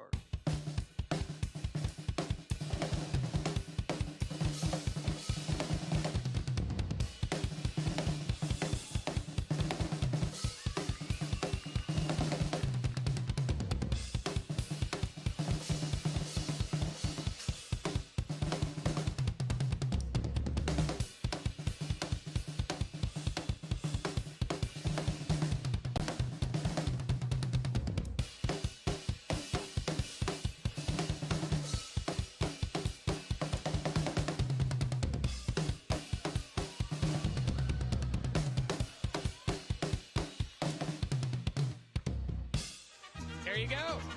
That is indeed a drum solo. That is a good one. That is a good one. I really fucking hope Michael puts it together here. I would hate to look at those flabby arms every week. An incredible amount of blatant Ozempic weight loss on this guy. Wow, defending his throne, undefeated all time in Mexican drum-offs, on his home turf. This is Michael Gonzalez.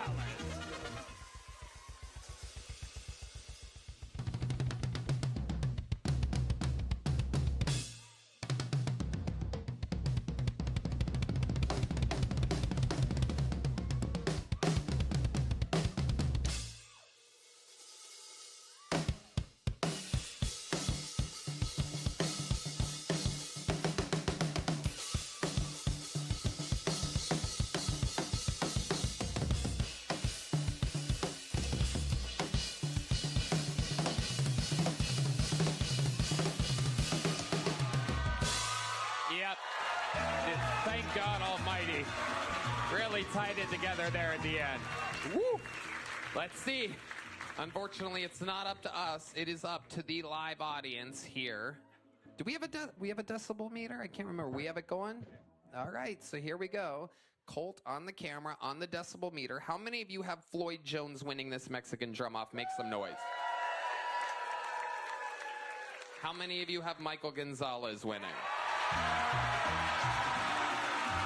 Wow. Thank God. I may have affected this election. Wouldn't be the first time. But Floyd, you gave it a hell of a run. It was very good. Good interview, good set. I guess you get to keep those drumsticks. There's a big joke book. Oh, there he goes, Floyd Jones, ladies and gentlemen. There goes Floyd saying goodbye to Shane and Lord Charizard, or whatever he said. There's another Bud Light, brought to you by Bud Light. Ladies and gentlemen, this is a special time in the show's history because we have a brand new regular who has absolutely taken the show over by storm. This is a brand new set. They get to do a little bit longer than a minute if they want. And this is the Dark Storm of Atlanta, ladies and gentlemen. He is here. Make some fucking noise for Dedrick Flynn.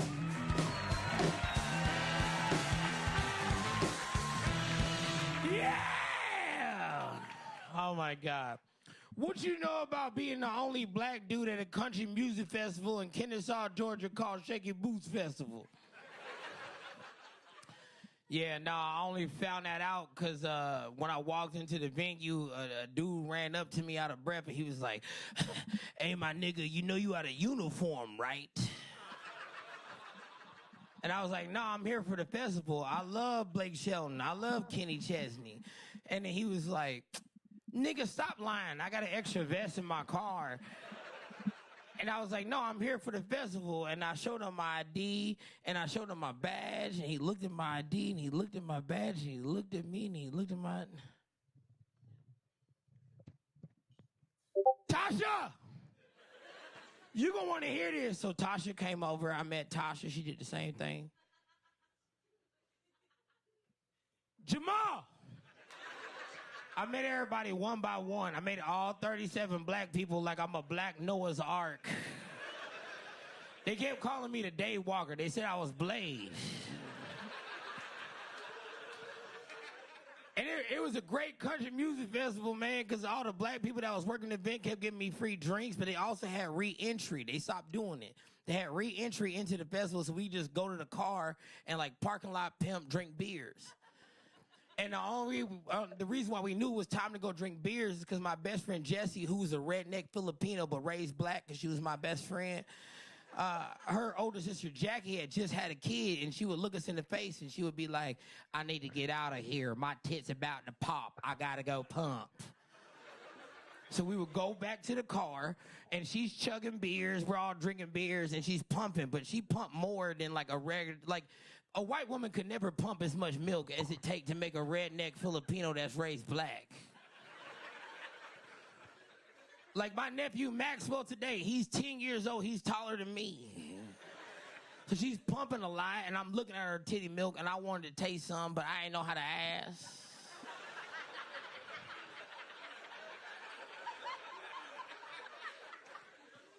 And then God got my back so much, he confused my friend Derek. My friend Derek saw me looking at the breast milk, and he was like, yo, I bet you $100 you won't drink Jackie's breast milk. Nigga, I was already thinking about it. She got a husband. I don't know how you ask somebody, like, are y'all a couple? How do you get, if you have breast milk, I gotta be like, hey, excuse me, brother. This breast milk, you ain't bring it to your kids. It got alcohol in it. Can I sip some before you pour it on the ground? But for $100, I could at least buy one T-shirt while I'm inside the goddamn place. So I was like, hell yeah, let's run it. And so they brought the funnel out because it was too much titty milk to just sip. It was too much to sip. You got to bring the funnel out. It was like 2 gallons of titty milk she was pumping. And I chugged it all in 8 seconds flat. I was doing a great job. Also, I don't know if y'all love titties as much as I do, but I research them.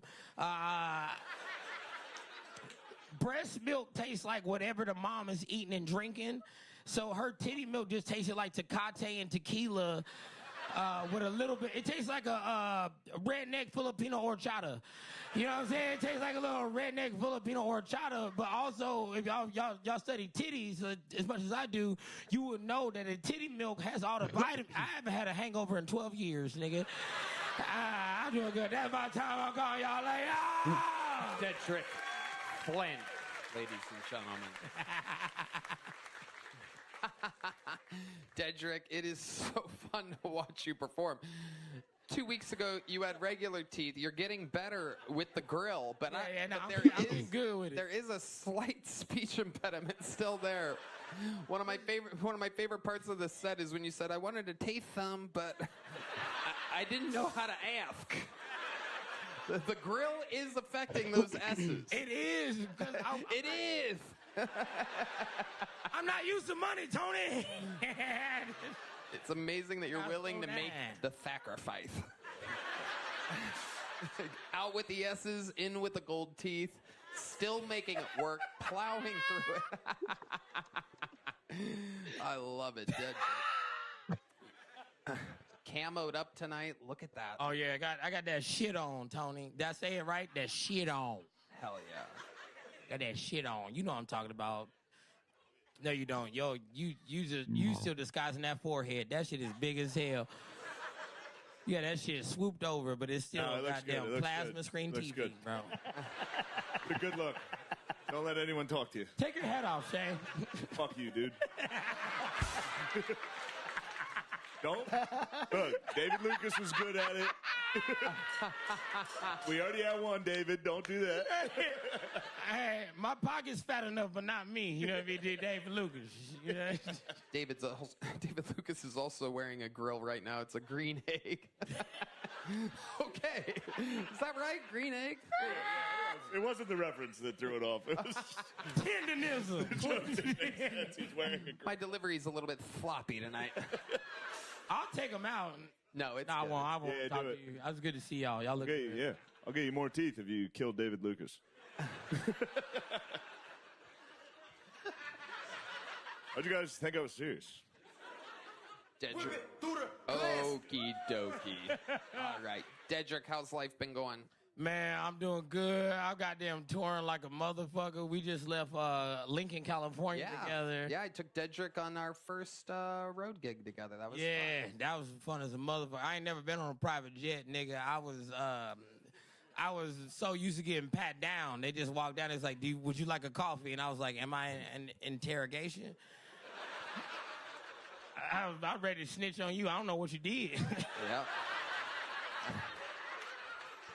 It was a fun trip. Especially the ride back in. Yeah, that was so much fun. Yeah, it was a blast. It was actually very good, Red Band. Yes, we banged Red Band. Yeah. You fucking disgusting I like where he's going. Yeah, of course you do. It's funny. You're the diddler. Yeah. No offense. That's why. That's where his new lisp actually comes from. Yeah. Knocked his teeth. All right. All right, sorry. Yeah. Dedrick. You guys have seen Dedrick, the Dark Storm of Atlanta. What are our thoughts, Joe Rogan, other than his jacket and his hat? What do you like about him? Oh, you just got a completely new style. It's like your own thing. It's great. I love it. Thank you so much. I've seen you perform a bunch of times. Talented as fun. Get rid of the grill, though. It's ridiculous. You can't even talk. You know you got money. Either get real gold teeth or stop fucking around. Okay? Those aren't even like fake tits. They're like the rubber ones you stuff in your bra. Just get a goddamn operation and commit to a look. Okay? If you're gonna get fucking gold teeth, get some gold teeth. That's so crazy. Because those are real. Oh, there you go. That's what I like. Hey, Joe. I like commitment. You can affect how much I get paid every week. You got enough. Give me the real gold teeth, nigga. I go get them. I don't give a fuck. I got this to prove to my neighborhood I was doing good. But nigga, if you Joe Rogan, you know Joe Rogan. You know Joe Rogan. Name one thing about me. All right. So you had the power to change my whole life, Joe Rogan. You could put those on like a rope and just wear them around your neck, and everybody would know you have money, and they would be able to hear you pronounce your S's correctly. Hey, I'm gonna tell you right now, Tony, I'm from the South. We ain't pronounced no S or T's the whole time I've been talking, but sometimes they don't understand me on the internet, so I can talk how I want to. I agree. Freedom, like a slut. Freedom of speech. Dedrick, you've done it again. We love you. Freak of nature, the Dark Storm of Atlanta has graced us with his presence. On and on we go. Back to the bucket. This person has to follow Dedrick. Make some noise. 60 seconds uninterrupted for what appears to be a new name. Tyler Cole, everybody. Here comes Tyler Cole.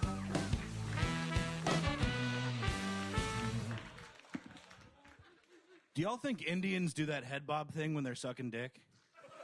Like, oh my God, this is so big.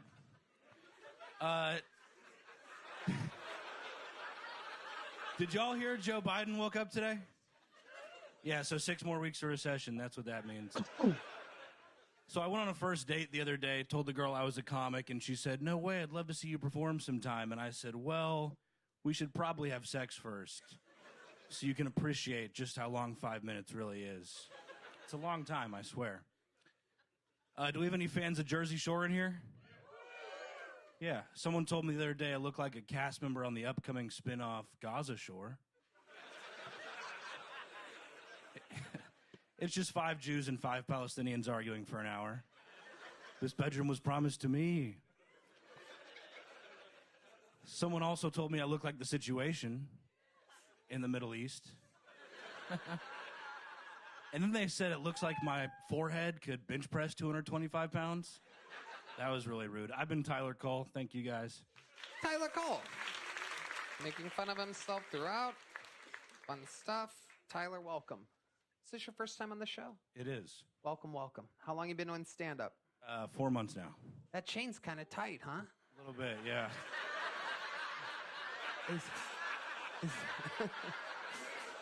Are you a pit bull? What is going on? What exactly is happening over there? Is that the size that you want it to be? I got the size wrong. Yeah, why would you wear it? Why would you ever wear it? Did you just wrap Dedrick's grill around your neck? It's like an autoerotic fixation thing, you know? Something. Yeah. I guess. You're trying to look cool, right? You got me. But once you put it on, weren't you like, no? I was like, not. fuck it, I spent $50. How much? Yeah, all right. How Whatever, much I'll did stop. you spend on that? $50. He was right. Wow, ladies and gentlemen, Shane Gillis. Joe, you don't think I've run into a tight chain? You gotta take that thing off, dude. Where'd you get it? Like Hot Topic or something? Well, what is it? I did indeed get it at Hot Topic, yes. Did you really? No, I forget. I don't know. You forget where you got the chain that squeezes your neck all day? It's because it's so tight. I forgot. Did you get it when you were in 5th grade? You just grew into it like one of those fucking African ladies? Fucking neck thing.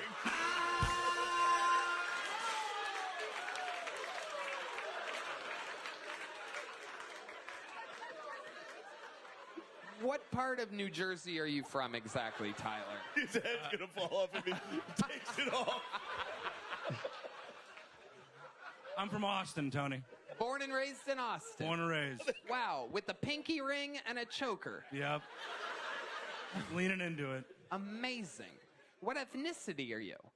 White. British. I don't know. Just regular white. Yeah. Not Italian. Just a buttered noodle. Wow. Dude, not Italian. No, not at all. This is nuts, dude. You're not Italian. Pinky ring and a necklace. Gabagool shirt. How does this happen? Explain to us how this happened. How did you end up trying to be Italian? It's the chain. It's the chain. He bought the chain and it took over. He's a Wago. It's cursed. He's a Wago. Cursed him. Instead of a Dago, he's a Wago. You are a Wago. He's a white Dago. He's a Wago. Just a big Sopranos fan. Well, so am I. You don't see me not getting blood to my brain because of it. Tyler, what do you do for work? I sell houses. Do you really? I do really. Timeshares? No, houses. Regular houses. Regular house. Are you good at it? Pretty good, yeah. Yeah, you see the fucking drip? Yeah, I'd say he's doing all right.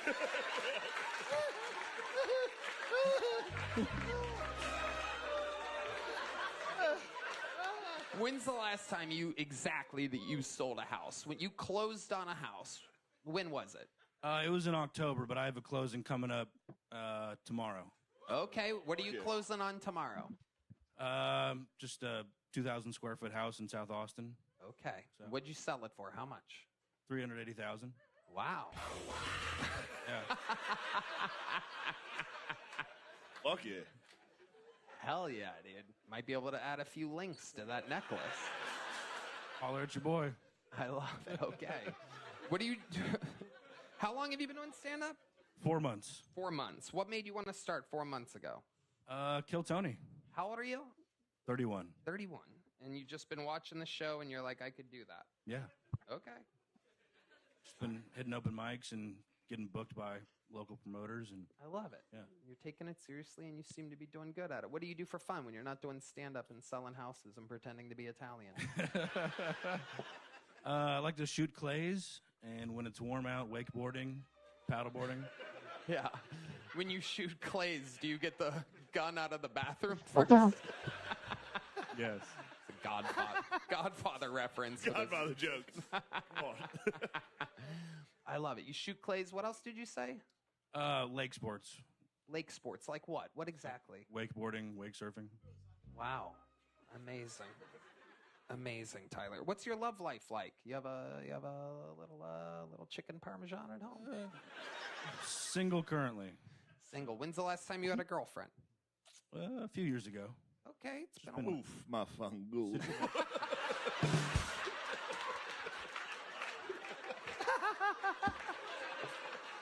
Why are you fake Italian? Who the fuck wants to be Italian? Hey, what the fuck? Hey, take it Fuck easy. you two wops, dude. You fucking... You're in a guinea sandwich right now. Yeah. Oh, my God. Just a crazy race to appropriate. What the fuck are you If I talking just about? started acting like Polish. What I don't know, I like being Polish. What the fuck? Who compares the Italians It's to all the season Poles? 2 of The Wire. Now I'm a Polak. Like, what the fuck? You're not Polish? No. I do look pretty fucking Polish, yeah. Pretty glaringly Irish. But whatever. Yeah. You don't see me wearing shit. So this relationship that ended a few years ago, how did it end? Found out she was married. Wow. Okay. I love this. My God, am I good at these little interviews. How did you find out? Exactly how did you find out that she was married? How long were you hooking up with her? Give us a ballpark here. Well, it was like 9 months in that she told me she was. 9 months in, and she just told you. Yeah, when we first started dating, she said that You weren't dating. You were fucking and hanging out sometimes. She was Right. married. Go ahead. When we first started fucking, she said she was divorced. And then 9 months later, she was like, oops, actually, I'm not divorced. Okay, where were you exactly when she told you this? Were you at a Best Buy, perhaps? No, we were bartending together at a club on 6th Street, and she told me while I was at work. Wow. Amazing. And that was that. Yep. She must have been fun. Yeah. His face. Can you give us an example of the favorite Crazy bitch doesn't tell you she's married for 9 months. Yeah. Working alongside you and fucking you, and let's go to dinner. Fucking maniac. I bet she was so much fun. Can you give us an example of a fun sexual experience that you had with her? You guys ever bang at the bar or in the car outside? Did in fact bang at the bar, yeah. You banged at the bar? Yeah. The bar, diggy, diggy, to the boogie, set up, chop the boogie. You banged at the bar to bang.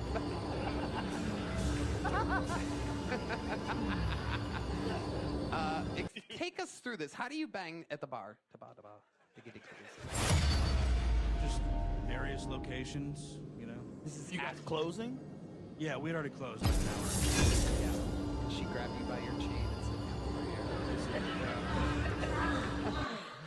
That's what it sounded like. That's Tom Segura after breaking his arm. Ladies and gentlemen. It's the action. He was on my podcast today. So let me ask you this. That rules, sorry. Because you're at the bar, right? You're serving beverages, but you're with a married woman. So where are you finishing? You have to. Is it inside or are you pulling out? That's a really good question. Thank you. Thank you. Thank you. Every answer is bad. Let's go. She was on birth control, so... Oh, wow. Oh, my. Oh, cream pie. Yeah. Special delivery, daddy. It's a fake cannoli. It's not actually a cream pie. It's a vegan cannoli.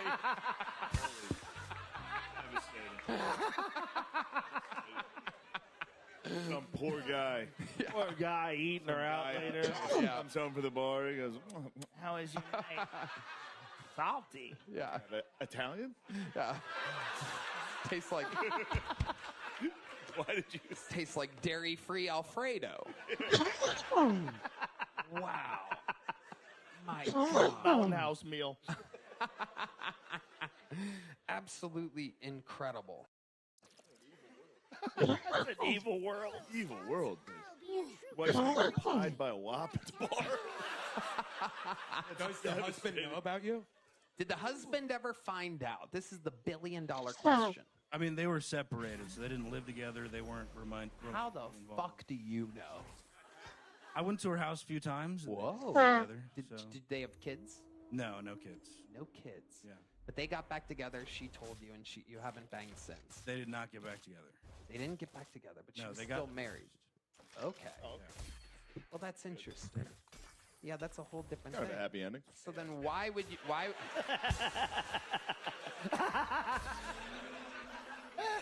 So, I don't really get it. She tells you that... She's fun, Tony. Can't you just let a girl have fun? Yeah, Tony. But what, do you want to stomp out all the crazy people in this world and make everything fucking boring? No, I just don't understand. Let her fuck the guy at work. Right. She yelled at you to come inside. I have no more questions, Your Honor. Did she yell? Tell us. What? Tell me. There's no point here. I need to hear shit like this. Come on, Paisan. What did she call you? What was her nickname for you? There was no nickname. Yeah, there was. It was Come kind of on. Get the fuck out of here. Get the fuck out of here, this guy. What was the name of the bar that you guys were banging No, at? don't do it. No. Don't ruin everyone's life. Yeah, You're I'd so rather evil. not. Tyler, the set was for 4 months, pretty good. The interview, unfucking believable. Here's a big joke book. There you go, my friend. Tyler Cole, a hell of a catch, hell of an interview, very honest. Remember, you future Kill Tony bucketfuls, we love an honest interview. Some people get scared. All right. right, this looks like a new name. This looks like a fun name. Ladies and gentlemen, put your hands together for Diamond Debbie, everybody. Here comes Diamond Debbie. Oh my God. Let's fucking go. Guys, you gotta do better than that. Make some noise for Diamond Debbie, ladies and gentlemen.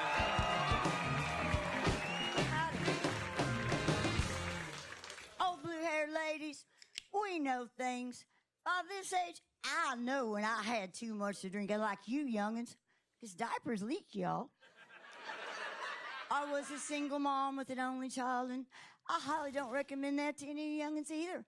If only I'd had a litter, surely one of them would have failed at life and wanted to stay home and take care of me. Hey, and what's all this about the T word? We had that T word back in the 60s, y'all. Tomboy. Most of us grew out of it. The rest became y'all's gym teachers. Well, I was looking for love in all the wrong places during the pandemic. I mean, the nursing homes. But, you know, the competition's pretty stiff there. Women outlive men. And there's a lot of Debbies in there, I'm telling you. But by now, even the guys with dementia, after 4 or 5 times, they got it figured out. I'm not Debbie with the pop-out plate. Nah, not me. They can see me coming. They just call me, oh, Blue Chew. Well, that's it. When life beats you up and you got to start over like I'm always having to do, I just say, Jesus, take my joystick. I'm coming home. Thank you. Wow, Diamond Debbie, welcome, welcome, welcome. Oh my goodness, this is your first time on the show. I would remember you. Well, you know, you've walked by me a few times in my chair, but, you know, I'm, crotch level. Okay. Yeah, so I get overlooked a lot. This is my 111th sign-up. No fucking way. I have been first in line at least 90% of those times. And Tony, you've got to do some exercise. Your wrist never goes to the bottom of the bucket. You'd be surprised. You'd be surprised. Diamond Debbie, how many centuries have you been doing stand-up comedy? Yeah, Diamond, how come you didn't let Jack on that fucking door? That was Titanic joke.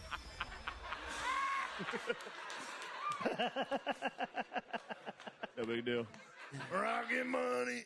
She's either the girl from Titanic or the rock that she threw in the bottom of the ocean. I can't tell exactly. I am the heavyweight. Oh, D Madness is making his move right now, ladies and gentlemen. You know, D and I had an agreement, see, because I grew up playing bass guitar, but I didn't have one at home to practice on. So he plays by ear, and I only sight read, so it wouldn't be fair. Fuck yeah, Diamond Debbie. But seriously, how long you been doing stand-up? 111 sign-ups, but... Okay, I started in 7 years ago, and right the same month that I started it, I got run over. I got my wheelchair is crash test approved by the DOT, a Tesla, and me. It was going 45 miles an hour. If Elon Musk had been driving, I would be okay, but the dentist was driving. I never heard of a Tesla hitting a trash can. Hold on a second. You were in your wheelchair and you got hit by a Tesla? Going 45 miles an hour crossing the street in my neighborhood. Oh, and that Tesla got messed up, honey. My chair was laying on the ground and I was standing up. What the fuck were you doing out in the road? Well, you know, that's something I want to talk about, yeah. You know, it's odd, but we do have the right to go outside. Wow. Diamond Debbie. This is incredible. She's only 25 years old. That's why she looks like that. Yeah. No, honey, I got socks older than you. Damn right. And Red Band's like 55, so that's crazy. How old are you, Diamond Debbie? I'm 67 years old, and on 1/11, and this is my 111th sign up, I'll be 68. Wow. Look at that. 111. You're 68. 112. The new Netflix special, Kill Tony, Once Upon a Time in Texas, streaming live on Netflix. You have something to do the day after your birthday. How exciting is that? Sounds good. If you make it there. Well, I think my daughter's phone number is in your phone, so. Uh-oh. But she hasn't talked to me in 9 years. Okay. Yeah. Is her name Little Debbie? Yeah. Very exciting. Can we get a phone unlocker? Very exciting, Diamond Debbie. Damn, so you couldn't even hear that Tesla coming, huh? It just came out of fucking nowhere. Or did you see it and you're like, oh. She's a burlesque performer, and she's very, very famous. Oh, your daughter is a famous burlesque. Won't let it go, Tony. This Yeah, is serious. she's really trying to hook me up with her daughter. No. Cubic zirconium Debbie.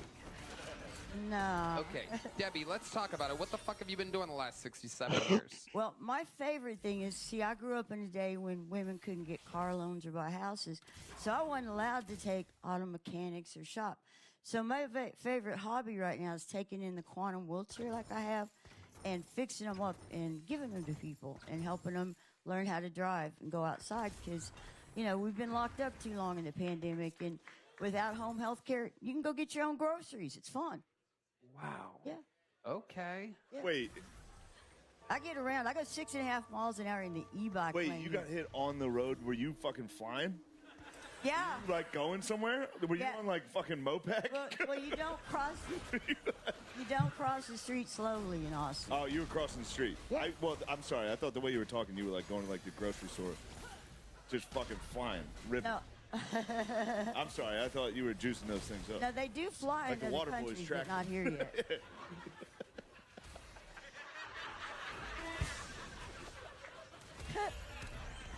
I'm sorry, you guys don't like it. Fine, it's so good. Diamond Debbie, Yes. what made you want to start stand-up comedy? Well, it's funny. I was doing Toastmasters, and I like to give hour-long speeches. And the guy that Hold on. that was, Stop. yeah. What's Toastmasters? It's a organization to help you learn how to give speeches professionally, right? Oh, okay. And so I signed up with them because it was online. But the friend told me that he could talk for an hour, and all anybody remembers is a couple of jokes. So I'm like, why don't I tell jokes instead? So that's what I did. Wow, look at you. You're such a little charming lady. Where are you from? Oklahoma home is my home. Okay. I grew up in Oklahoma, yeah. All right. And you drove your wheelchair all the way here. Yeah. Bro, you're going to hell. Because of this? Actually, you think, dude, if I go up to the gates, because of this? if I go up to the gates and they're just like, you remember this lady? It's fucking Diamond Debbie. I'm gonna be pissed. All the Gonna be shit the I've one. done. That's the straw. Where'd you get your name Diamond Debbie? Were you like a stripper at the Black and White Rose or something? Or no. Great question, Red Band. That was a solid joke. That's a solid joke. Black and White Rose, that's a solid joke. Oh, I get it. I get it now. I'm so used to his jokes not making You sense hate that to see Red Band shine like this. Let the gem You hate to see arrive, it Tony.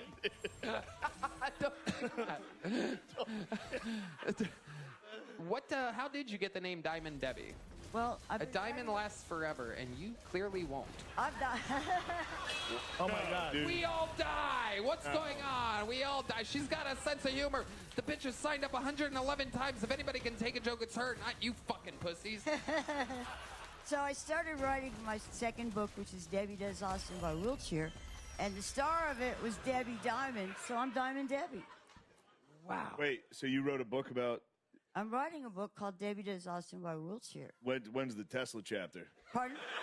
The Triple X chapter? Yeah. It's the next chapter? Well, It's gonna I'm be a waiting for my fucking happy major ending. change. I haven't had a Should date. change it to Debbie doesn't do Austin. I haven't had a date since I had my last pelvic floor I'm surgery. so sorry. I'm so sorry. Hold on. Time out again. You haven't had a date since when? I had my pelvic floor vault. Pelvic floor vault. Uh-huh.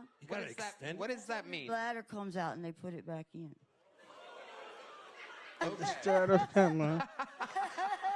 Don't laugh like that, Diamond. Diamond, don't look at me and laugh like that. It makes me laugh. I can't conduct my interview with you laughing like that. You're the cutest gremlin I've ever seen in my life. Where'd it come out? Yeah. Yeah. So I haven't had a date since. Yeah, I haven't had a date since I moved to Austin 11 years ago. I tried to date this one guy, but he thought he was above me because he's in a rollator. He's in a what? A rollator. That's a walker with wheels on it. Oh, okay. Yeah. Have you kissed a boy since moving to Austin? No. Well. You know what that means, everybody. We have another famous segment on the show. No, it's not D, man. No, not D. Don't do it, D. Is there a guy out there that wants to be a legend and give Diamond Debbie her first kiss? This guy right here. Come on, look at this fucking stud. Look at that fucking stud. Look at him. Watch out for the camera right next to you. That's our guy. No, sit back down, you creep. That's our guy. No, he's coming right here. Look at this fucking guy. Oh, she's pissed. Oh, his girlfriend is not happy about this. Oh, which makes it all that much better. Diamond Debbie is about to get her first Austin kiss. Here you go, Diamond Debbie. Wait, she can stand. It's a miracle. Wait. Oh my God.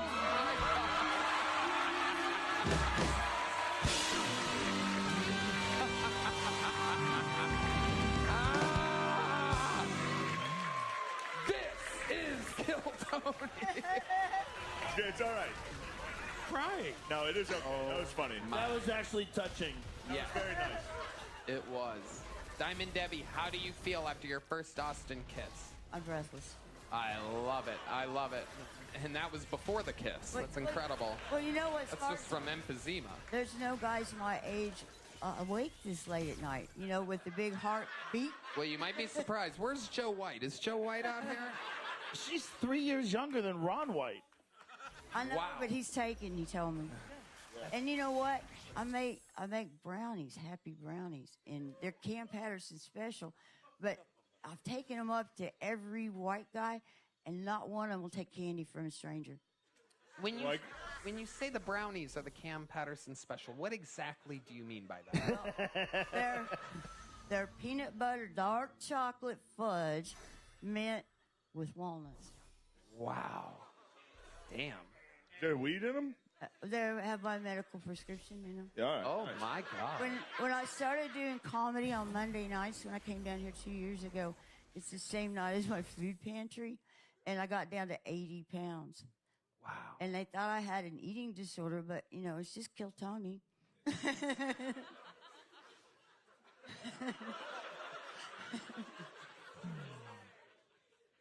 Diamond Debbie. I'm getting word that there's another boy that wants to kiss you. You want to kiss another boy, Debbie? All right, let's send out another one. I'm getting word that there's How one many back times are you here. going to make this poor lady stand up, Tony? There's one more. Oh, my God. Look at this. You say brownie 3 times, Dedrick pops him out of nowhere. Oh, my God. Oh, my God. I just got so hard. Was that a first? Wow. That improved. That was that first time with the black guy? Not my first kiss. No, she was with George Washington Carver back after he discovered the peanut. That's why she can't walk so good. Yeah. Oh, Jesus Christ. Well, She was a marathon runner before her first black eye. I couldn't walk when I started, but it took so long to get up here, I learned to walk again. There's videos of me jogging now. I love it. I love it. I'm getting word that Dedrick just caught polio, everybody. That's absolutely incredible. Diamond Debbie, you are an instant legend. I somehow have run out of big joke books. Do we have more in the back? Great. They're going to hand you one in the back. And Diamond Debbie, let's just have you sign up again sometime. But why don't we just time it out so that you don't have to wait out there with all these fucking... The worst part was waiting in the alley when it got so cold a couple of weeks ago. Oh, my Nobody God. could hear me try to get in. I feel terrible. Yeah, you should feel terrible, dude. Waited out there for an hour. I told you you're going to hell, Tony. Let me in. You gotta start considering these people, dude. They really want to be a part of the show, and you treat them like garbage. How about get some warmers out there or something? Some kind of heater. Oh, hey, Heidi.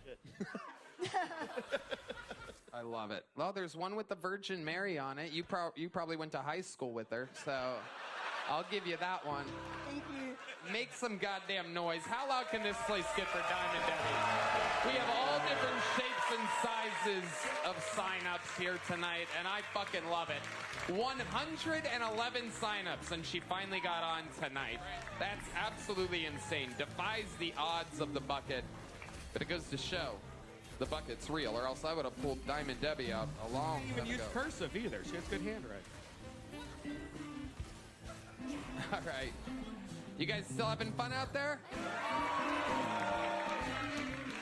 Oh my God, she forgot her cane, everybody. Kiss number 3 coming up. Shane Gillis, ladies and gentlemen. Let's go. Did you kiss her? All right, this next bucket pull is from the inside, everybody. Make some noise for Kelly Quinn. Where the hell's Kelly Quinn at?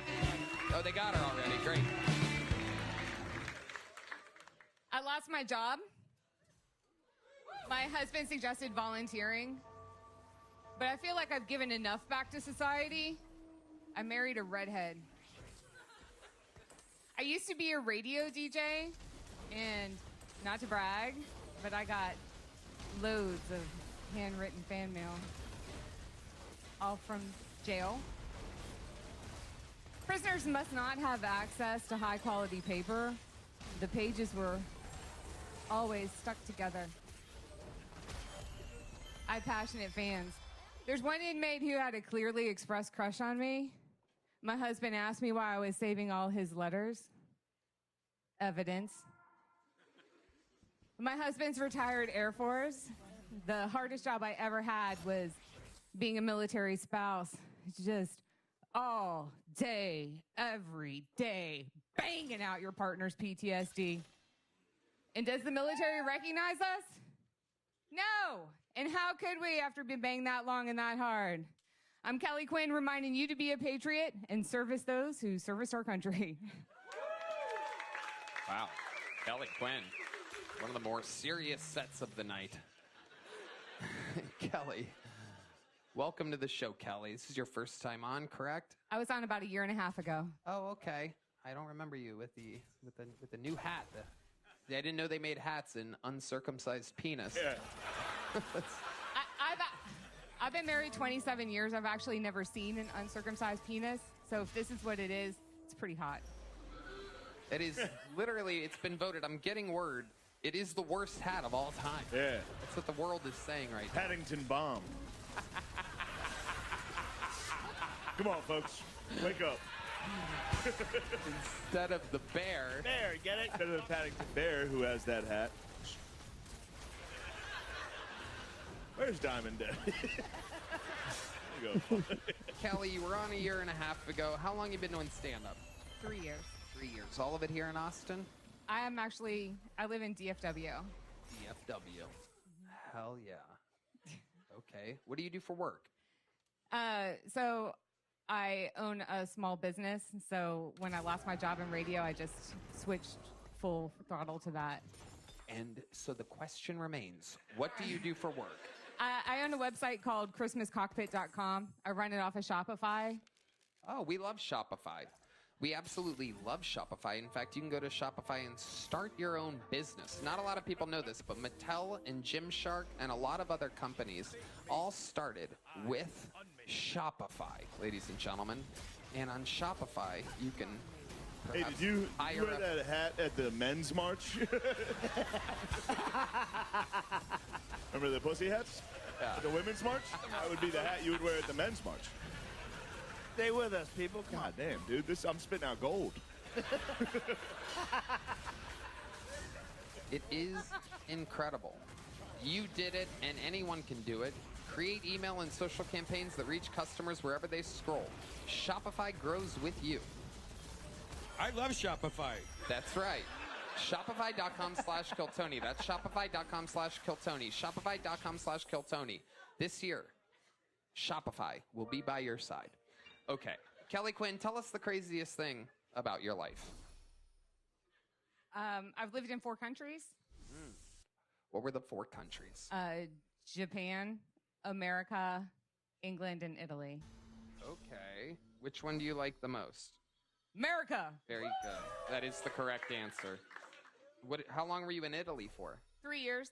3 years, and yet you don't have a pinky ring, a necklace, or a Gabagool t-shirt. Absolutely incredible. Where in Italy did you live? Emilia Romano in Ferrara. Oh, okay. Si, señorita. Very good. Kelly, you really have a redheaded husband? No, you can't. When I married him, he was redheaded, but as a Christian woman, I believed I could pray it away, and I did. Just for men? What happened? No, his hair just got dark. He just turned into a brunette. What does he do for work? He's a pilot. Okay. All right. What exactly is ChristmasCockpit.com? So I make stockings like out of Crown Royal bags. Okay. So they're purple stockings? Some of them are. I did make special Kill Tony versions that I brought for you in Red Band, and that was like a month ago. Apparently, they didn't make it to you.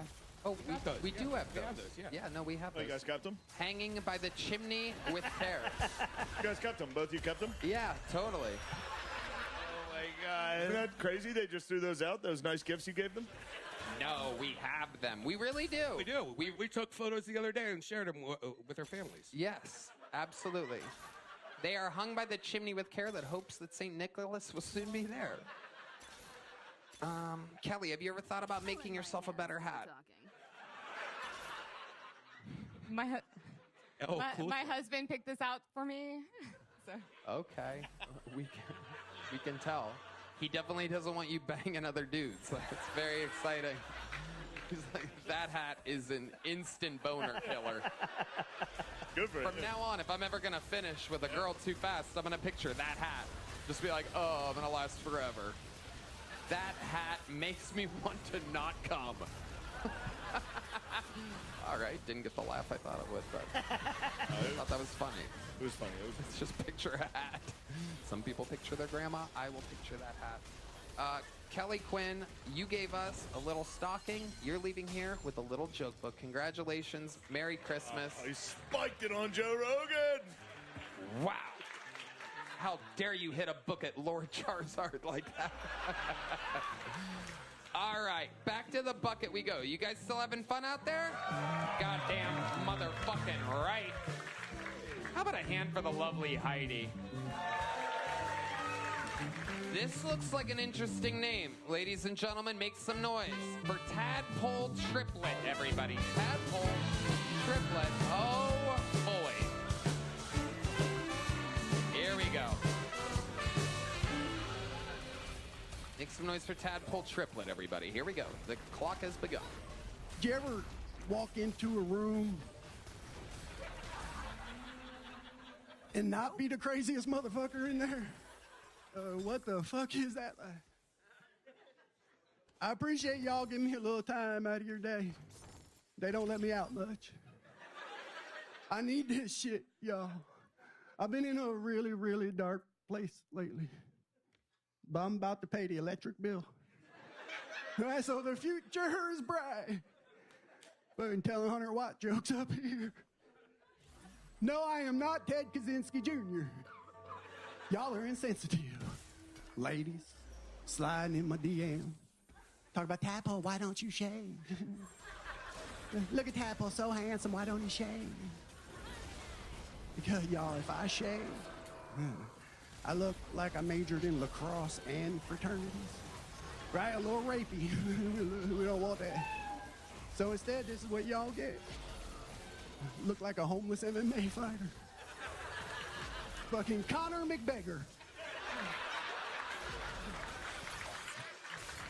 Tadpole Triplet has arrived.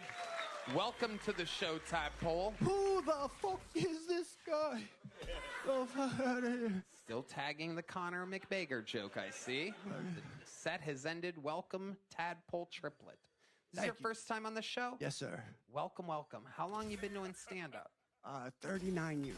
Really? Yes, sir. You've been performing on stage for 39 years. Yes. How old are you? 49. I'll be 49 in So May. you started stand-up comedy when you were 10 years old. I did my first Type 5 at a second grade talent show. Are you serious? I swear to God. Wow. Okay. Okay. Wait, you were 10 in second grade? Botox! Yeah, that checks out. Tadpole. Oh, Jesus. Oh, my God. Wow. Tadpole triplet. Staring at Joe Rogan like he is the Liver King's angry son. What's up? I see a resemblance. One could say he's the Liver Prince, if you will. So, Tadpole, Yes, let's sir. talk about it. You've been doing stand-up comedy for 39 years. What else have you been doing? You look like perhaps some time in Vietnam or something like that. Thank you. I appreciate it. I spent 20 years in Hollywood. Okay. Trying to be cute. What were you doing in Hollywood? Mostly a writer. Okay. Did you write anything that we might recognize? Perhaps some graffiti on a wall or something? Fucking the I-5 underpass. That's me. Okay. But what else? Anything creative? My biggest success was The Tonight Show, Jay Leno. You wrote that? You. Second grade! Explain to us. I wrote for. You were a staff writer on The Tonight Show? I was staff, and I wrote for The Tonight Show. I was assistant segment producer, but the guy I worked for had a lung transplant. I spent 6 months just in the writer's room trying to learn how to write a joke. You were in the studio in Burbank, California. In Burbank, California. Wow. How long ago was that? Boulevard, it was 25 years ago. Bill Clinton was the president. Wow. Fucking Botox. You want Botox. This is incredible. Fucking 74. Now, Tadpole, you came out with a stool. Explain to us why you have a stool. I got hit by a drunk driver and broke my neck, and this is physical Wasn't therapy a for Tesla, me. was it? We gotta stop this motherfucker. Oh my God, you have an actual neck Hit brace by there. You diamond took off the neck brace to perform. You have an actual broken neck. Yes. Wow. I'm gonna try and tough it out and not put it on and look like a sissy. Are Want you- a Joe fucking Rogan? What are you gonna tap out? I'm gonna bro, tap out. No, put that thing on before you die. Yeah. Fuck you, dude. Also, for real, neck brace is the funniest thing you can wear. It really is. It's literally the I funniest wear it about 50% of the time, but I was doing a minute and I wanted to give a little. I feel like on wanted stage, to put an oomph on it. no, on stage would be very funny. Hey, For yeah, real. Yeah. I swear to God, a neck brace is But literally the funniest. Before my minute to say hi, world. No, toss that fucking thing on, dude. I swear. How many of you I want him to swear to put on God. the neck brace? Let's see it. Ladies and gentlemen, this is Kill Tony's history. It's the first time we've ever seen a man put on a neck brace with a broken neck after performing. Wow. This is incredible. So Tadpole, tell us, how did life change? He's got to get the beard out of there. Tadpole, On a spa, bro. explain to us what it's like having a broken neck. You curl up in a ball like a crybaby for half the day, and then you decide if you want to be a tough guy and do a little bit of something. Right. And that was that day or every day? Pretty much every day for the last 12, 14, second grade, whenever. You got hit by a Tesla 12 years ago? I know, no, that's all his idea. I got hit That's by good, dude. That's writer's room shit. that. Yeah, that was actually his idea. Shane said I got hit by a Tesla. He threw a joke. And I didn't want to- yeah. No, wait, you got hit in fucking... Yeah, I got hit. Oh. I got hit by a drunk Russian diplomat's daughter, a Bill Clinton Russian diplomat's daughter. Okay, hold on. When was this? 96. 96. Did you get money from this? I had to sue my grandfather's insurance to pay for my surgeries. Why is that funny? Holy crap. The great mystery. Yeah, what the fuck is that I funny? put all this effort into telling a joke and you laughed at my trauma. Holy Christ. So they gave you surgeries and you're still braced up. What else have you About tried? 50%. I wrote a book about my recovery, not about what happened, because I'm not ready for that. Everybody's got a fucking book. I don't even have a book. I just made it up. So you perpetually have to wear that brace since you were a kid? No, I was almost 19. This Right. guy's Okay, so you're almost 19. You broke your neck then. You're 46. You still wear Yeah. a brace every day? About 50. If I don't have something I can lean on, I didn't wear it tonight, Right. but If I can, I sit on a stool when I try to do stand up. What is the injury? I'm fused front and back C3 through C7. All the way down. The whole shit's titanium. Oh wow. Yo, that's kind I got to go up and down, but I don't want to because it's around my brainstem, and I got a little bit of smarts left, and I don't want to get strangled out by titanium. I will say though, you do have the coolest fucking neck brace I've ever seen. Thank you. Most of them suck. That one's actually like a you got pop bottom of it like a It's like- stormtrooper mask. Like Fucking cool. Like a mixer. this is my dunk contest moment. Hold on, let me get it up. Yeah. What's that do? It's like traction. It works like a okay. traction machine. Yeah. But I can't talk with it because it locks my jaw. So how you doing? What's up, Shell? What's up? Your story is absolutely incredible. Do you ever sit on a park bench and talk about how life's like a box of chocolates? I'm going to tell you what I'm going to do. It's something that I've never done before with anybody in the history of the show, but I'm going to pick up the tab on this. I want to see if the great people over at Ways to Well can possibly zip something into you that might be able to help you or give you some type of relief. We are friends with the great people at Ways to Well. They provide unbelievable, miracle-like health care to people. And we're going to see what happens. Probably not much, since your neck's been broken as fuck for like 30 years. But They said I'd never walk. Now I can sprint and jump for like 90 seconds. Don't do that. Yeah, definitely. Don't Joe, do that. Stop doing that Joe, right now. I listened to them and I sat in a bed for a decade. Well, now I that's get up great. every day. Yes. Don't break your neck again, motherfucker. I've fucking. Yeah. I'd be in a cage right now if I wanted that. I get a little taste of that again, but I'm not that retarded. Oh, not that. You are that retarded. You're allowed to say it. Hold on. Just because my mother drove the short bus. Hold on a second. Story. Tadpole, did you point at me and withhold from saying it? Because if so, that's very, very funny. Oh, never mind. I was giving you credit for a really No, great... I would never do such a thing. All right, you were funny. All right, hell yeah. You got some merch there. I got some merch. What? I see Tadpole on your fucking shirt. Oh, right? yeah. This is my breast cancer charity, Have a Tadpole for Humanity. You have a... What? Have a Tadpole. Oh, it's for a humanity. joke. I get it. For human titty. Humanity. For human titty. Yeah, well... That's great. Tadpole! Tadpole. You're a wild boy, Tadpole. Oh, thank you. You live here in Austin now? No, I'm about 300 miles away. Okay. Where are you? Up near the Oklahoma border, Alvord, Decatur area. Okay. All right. On the way to Wichita Falls. I'm not really there, but I'm there. Okay. I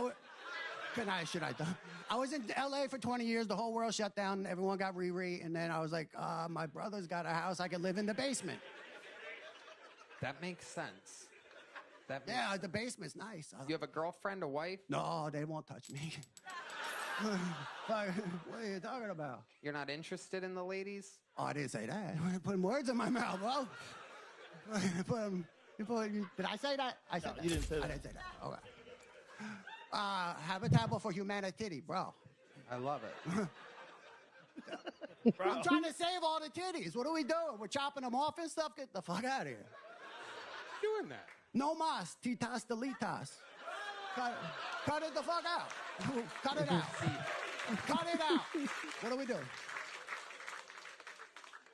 Whew. You ever been in the military? No, my whole family. I wasn't brave enough. Oh, okay. I wrote jokes and dribbled a basketball for my life. I was pretty privileged. You were good at basketball? Yeah, I had, a little jump shot. Yep. A little bit. You have a grill in? I can't understand what you're saying. Nothing. Tadpole Triplet, we are going to get your contact information. We're going to try to see what Ways to Well can possibly maybe do for you. They pull off miracles, but nothing's guaranteed. Here's a big joke book. You got that? You want me to get it in the hoodie? Hit him in the neck. Got it. Tadpole Triplet.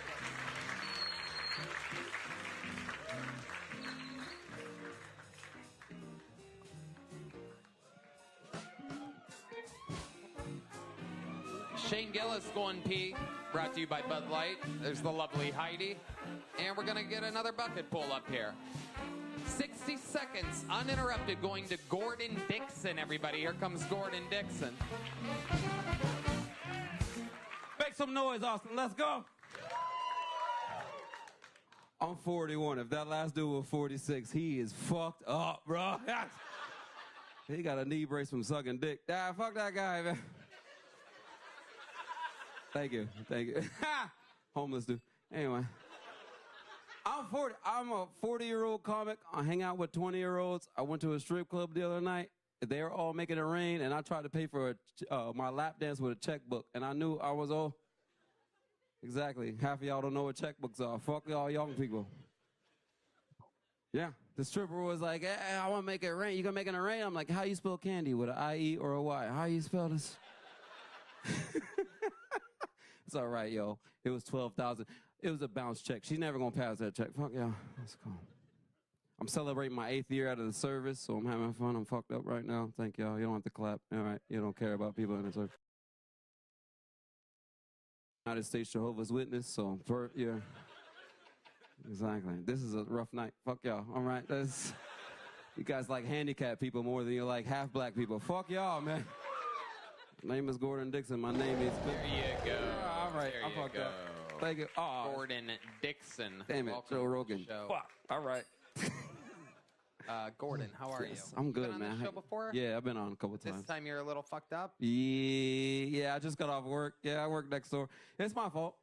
What did you drink exactly? What did you do, Gordon? Every shot people bought me, right? There's some people that bought me a shot. There's another guy who bought me a shot. Yes, fuck that, man. It's Austin, man. It's weird out here. You have to get fucked up. No, you don't. All right, that's what I was told when I moved out here. All right, they fucking lied to me. Island of love, Baba. You're kind of Shane, you missed a lot. He did, man. I'm glad Shane missed it. I'm sorry, Shane. It's all right. Gordon. Joe. I know. If you had to guess how many shots you did tonight before tonight's set, how many would you guess? Just a ballpark. A good strong 3. I did a strong 3. Okay. Yeah, a strong 3. But I'm old, so I shouldn't do any at all. I should stop drinking at this point, but fuck it. You know what I mean? Austin. All right. Gordon, I'm going to let you off easy tonight. All right, I'm just going to get you out of here with a little joke hook. There he goes. Gordon Dixon. All right. Let's get one last bucket pull up here tonight. Make some noise for Lindsay Campbell, everybody. Here comes Lindsay Campbell. Here's Lindsay, everybody. We know Lindsay. Hey, guys. Erica Kirk has been hanging out with Nicki Minaj lately. Have you seen that? She's trying to convince people that she's not racist. But she does run her fingers through people's hair when she hugs them. You can tell she doesn't have a single black friend.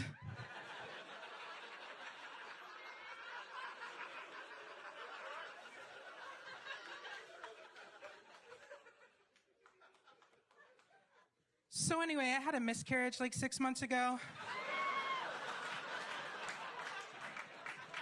A couple days after that, my husband was fingering me. And he got on his hand what Google told us is gray pregnancy matter. Relax, guys. At least he got to hold our baby.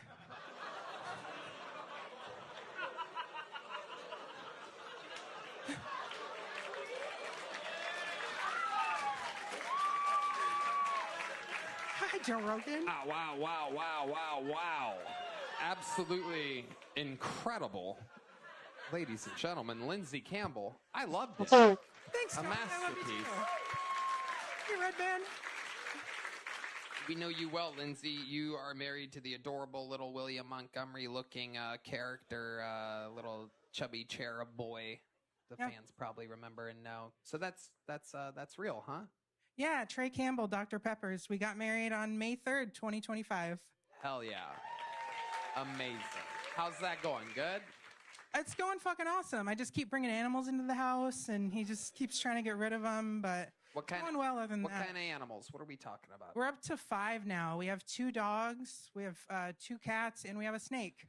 Wow, okay. Hell yeah. Why the fuck did she point at you when she said snake? That's a good question. Yeah, she pointed at Red Band. Pointed right at you, bro. What? I don't remember. I was drunk. What happened? It's not a penis thing, I promise. I was talking about my snake, and you told me that if I ever brought it into Mitzi's, that you would like throw the bag against the wall. Throw the what against the wall? You were drunk. I said I was gonna bring Yeah. a snake in a bag and have him touch it without him knowing. You got drunk and said you were going to kill her snake? That's those of you that wonder what Red Band's like after the show. The real. What a sack of shit. Real hoot nanny. I'm gonna kill your snake. I love it. Lindsay, what do you do for work? I'm a bellboy now. Oh, wow. Yeah, I work at a hotel. I make tips, so I offer to get people ice. Unless they're Mexican, then I offer to abolish it. Wow. You're hilarious. Thank you. You're a real comedian, Lindsay. Thanks, Tony. I love that. What else is going on in life? Anything else crazy we should know about? I just got a job for the first time in like 6 months. That fucking sucks. Yeah. That's the bellboy thing. Yeah, it's the bellboy thing. And then we got our dog Spade, so she has a tattoo now. It's a swastika. It's because she's a German Shepherd. That's it. Hell yeah. Sorry, Tony. That's amazing. No, scale from 1 to 10, I give that joke a 9. Thank you. 99999. There you go. A little fucking alley-oop there. I like that. Whoa, those are my balls, Shane. No way. Shane. I would never do that fucking Shane just tapped my balls. No, I did not. Yeah, you did. You wish. Hey, dude. Lindsay, we love you. A great set. Here's a big joke book. Thank you. Check out her. Good job. What? Check out her cupcake company. She always gives us. Oh, cupcakes. yeah, that's the cupcake lady. Hell yeah. Obviously getting high on her own supply. Ladies and gentlemen, what an episode this has been. I mean, holy shit. Gillis, Lincoln Financial Field, July 17th. Rogan of the JRE. There's only one way to end an episode like this. William Montgomery is already off on Christmas break. However, there is a young man whose dream it is of one day being a citizen of the greatest country on earth, the United States of America. But for now, he remains the Estonian assassin. This is Laurie Matty.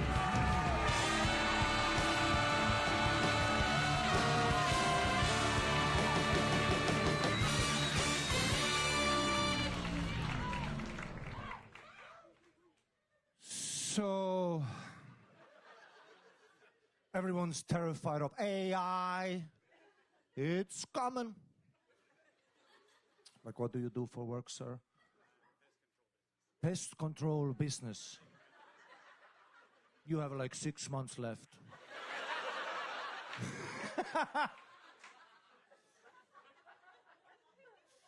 See, the secret is you gotta get a job that even AI doesn't want to do. Like roofing. Dude, under the Texas sun, even AI is like, Miguel. Miguel, get up there. It's too fucking hot. My batteries are overheating. This is fucking ridiculous. This is inhumane.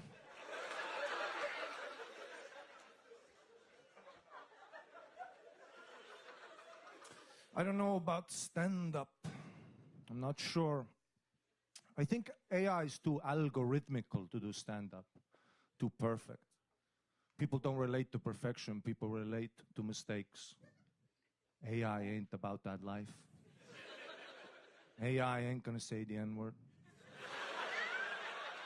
AI ain't gonna show his dick to the comedy club waitresses.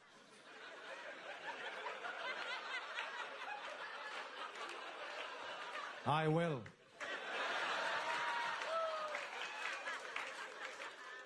AI stand-up is gonna be all algorithmical, you know, like, almond milk.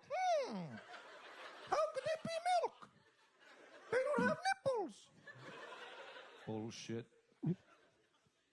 Also, if AI is so smart, how come every time I try to log into a website and to make sure I'm not a robot, they ask me to identify 3 traffic lights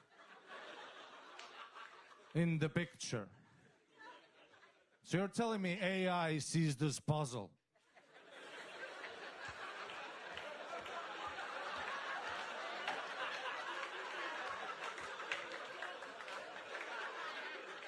Fuck! Retreat! So it gets flustered by traffic lights, but what the fuck is a Waymo? That's my time. Thank you, guys. 2 minutes, 45 seconds. Working overtime tonight. And without a doubt, the best set of the night. This is incredible, Ari Matty. You've done it yet again. I kind of fucked up the order of the joke. Fuck. There's a whole different order, you know, when you just have to fucking... Yeah. No one even noticed. Thank God. Only you know. That's what's great about this. The order was totally fucked up. Was there a callback that got left There behind? was everything that was undone, and the ending was soft. No, it worked out great, man. Fucking amazing. What I love about this set, because it was so brilliant, so topical, so funny, such great delivery, so crisp, and yet I'll give a little behind-the-scenes inside scoop that I normally don't really ever do, which is that when we were flying back from that gig on Sunday, I said, by the way, Monday's going to be fun, Rogan Gillis. And you go, fuck, I've got nothing new. Yeah. So I'm just curious, did you just fucking cook that up in the past 36 hours or what? Yeah, I went to some terrible gigs yesterday, and I just bombed with it. But I knew it was logical, and if I get in front of a crowd that likes me, I knew... You know when you're bombing and you're like... well, somewhere there will be laughter. Yeah. The sun will rise in the future. What I love about that, 2 minutes, 45 seconds. You wrote that in 36 hours. We had a guy on stage earlier that's been doing it 39 years. And his minute wasn't nearly as strong. Yeah, that as sucks yours. about stand-up. That he left with a diagnosis of stem cells. That's why I wouldn't laugh about that, Paul, dude. Yeah. No, fucking for real kill you. Yeah, without a doubt. All right. Yeah. Unless you touch him at all, and then in which case he will fall apart immediately. That's why, like, when I did MMA, it was so cool to find out real quick if you got it, you know? Yeah. Not a lot of people know that. Ari Matty was a professional fighter, 0-3. 0-3 career, but he knows how to shadow box. This guy, real bad, yeah. I just don't have it. Is undefeated against the shadow. The shadow gets fucked up every day, Joe. No. That's what we call Dedrick Flynn behind the scenes.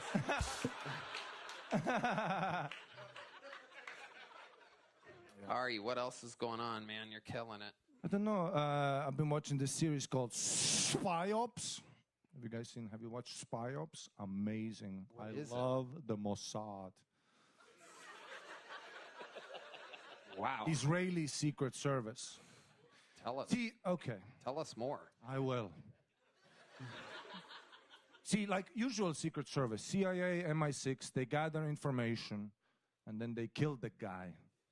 Like with cyanide, or they poison the soup. Nobody even knows what happened. Mossad gathers no information and they just blow up the whole building. Mossad always has civilian casualties.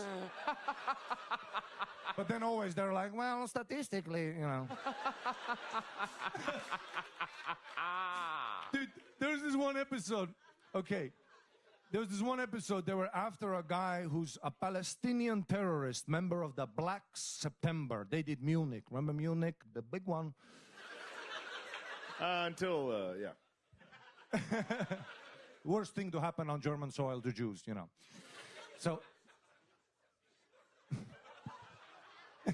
So they're after one of the leaders, okay? And they find him in Oslo, Norway, disguised as a pizza delivery guy. Great disguise for a terrorist.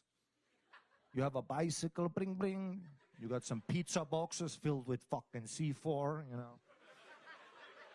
You're meeting creepy guys in the alley. You're a fucking pizza guy.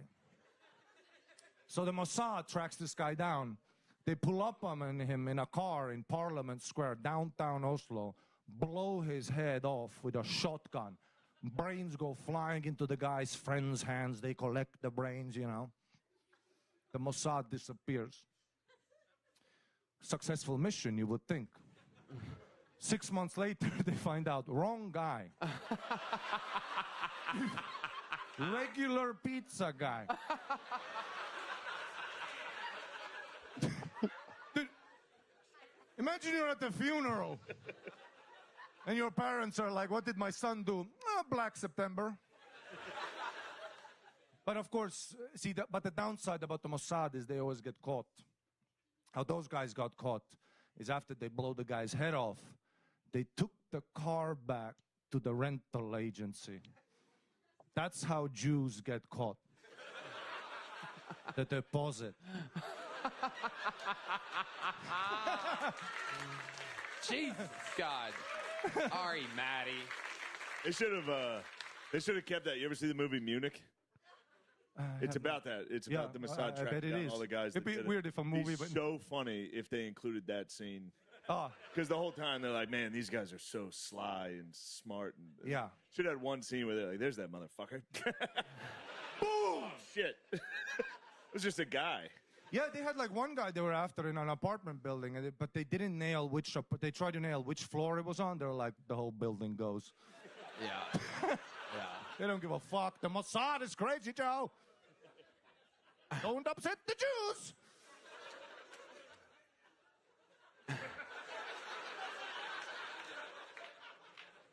Where's that yarmulke? Huh? Put it on. What's that? Put on the yarmulke. No, the yarmulke's gone.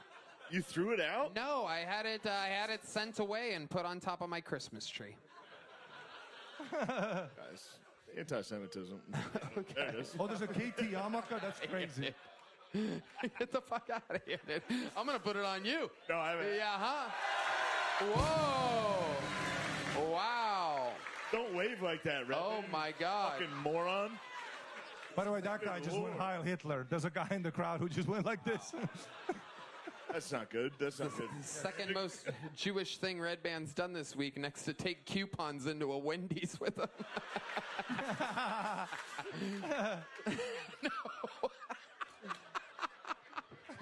Shane goes, is that true? There's a Ben Shapiro joke in here somewhere. Yeah. It's like Ben Burrito over there. Oh my God. Ari, Maddie, what can I say? The set of the night, the fucking interview of the night. Catch him on Monday on Netflix. I'm on tour. I'm on tour. Yeah. Tickets are really low. arimatty.com for the love of God. Go to arimatty.com. See this man's full-length set. You're not going to fucking believe it. If you love a minute, you'll love his hour. The drawing from Ryan J. Ebelt is in. That is indeed Joe Rogan and Shane Gillis. Let's see what Chris Rogers drew over there. Oh, it's a Shane Gillis. Look at that. Hell yeah. Look at that. That's a very nice picture of you. Oh, thanks. Yeah. Look at that. Thanks, man. He gave you a little... Put that above your bed. Yeah. Yeah. Tell the girl, go, look at that. Don't look at my real face. Shane Gillis, ladies and gentlemen, July 17th, 2026. Motherfucking Lincoln Financial Field, the biggest stand-up comedy show of all time. How about one more time for the motherfucking man himself, Joe Rogan. Next Monday. Go to Netflix, watch the whole goddamn thing, tell everybody that you know. Watch Kill Tony, Once Upon a Time in Texas, filmed live at the Moody Center on New Year's Eve. Airs on Netflix next Monday. We will not be here on YouTube. We will be only on Netflix and then back on YouTube the next week. Fuck yeah, man. We did it. What an episode. How about one more time for the best damn band in the land? Check out their single Pandemonium everywhere where music is available, the Kill Tony Band. And we did it, Red Band. Love you guys. We love you. Catch us on Netflix next week, motherfuckers. Good night, everybody.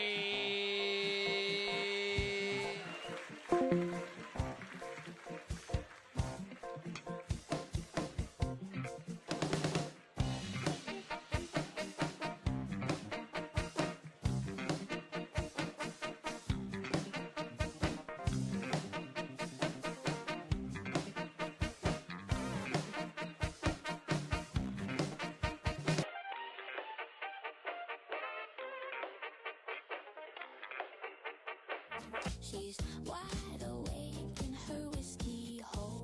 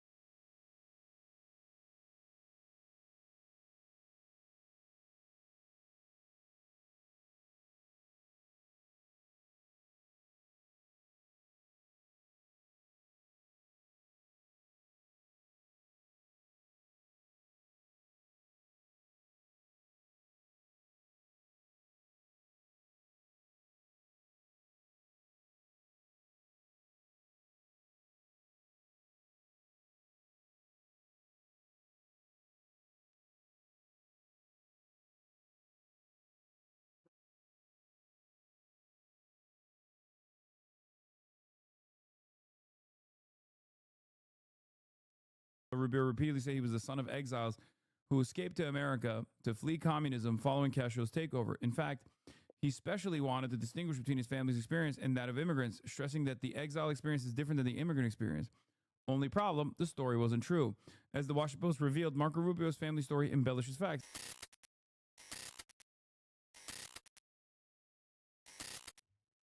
All right, we've seen all the highlights on Joining this. me now is Secretary of State Marco Rubio. Secretary Rubio, welcome back to Meet the Press. Thank you. Thank you so much for being here. I want to start with this big picture question. Is the United States now at war with Venezuela? There's not a war. I mean, we are at war against drug trafficking organizations. It's not a war against Venezuela. We are enforcing American laws with regards to oil sanctions. We have sanctioned entities. We go to court. We get a warrant. We seize those boats with oil, and that will continue. We will continue to reserve the right to take strikes against drug boats that are bringing drugs towards the United States that are being operated by transnational criminal organizations, including the Cartel de los Sols. Of course, the leader of that cartel is now in U.S. custody and facing U.S. justice in the Southern District of New York. Yeah, U.S. justice. Nicolas Maduro. So we made a big progress in that regard. Mr. Secretary, who is in charge? Are you running Venezuela right now? Yeah, I mean, I keep people, fixating on that. Here's the bottom line on it is we expect to see changes in Venezuela. Changes of all kinds, long-term, short-term. We'd love to see all kinds of changes. But the most immediate changes are the ones that are in the national interest of the United States. That's why we're involved here, because of how it applies and has a direct impact on the United States. Okay, we are not going to be able to allow in our hemisphere a country that becomes a crossroads for the activities of all of our adversaries around the world. We just can't allow it. We can't have a country where the people in charge of its military and in charge of its police department are openly cooperating with drug trafficking organizations. We're not going to allow that. These things are direct threats to the United States, and we intend to use every element of leverage that we have to ensure that that changes.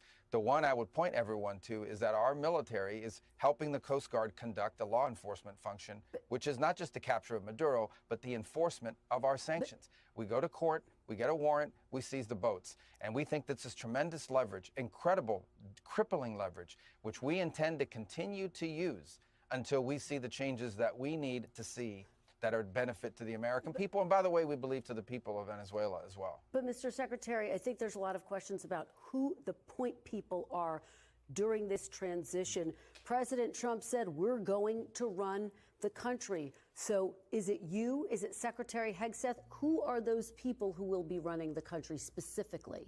Well, it's not running, it's running policy. The policy with regards to this, we certain direction, because not only do we think it's good for the people of Venezuela, it's in our national interest. It either touches on something that's a threat to our national security or touches on something that's either beneficial or harmful. And are you involved in that transition, so obviously Secretary? I'm very involved in this.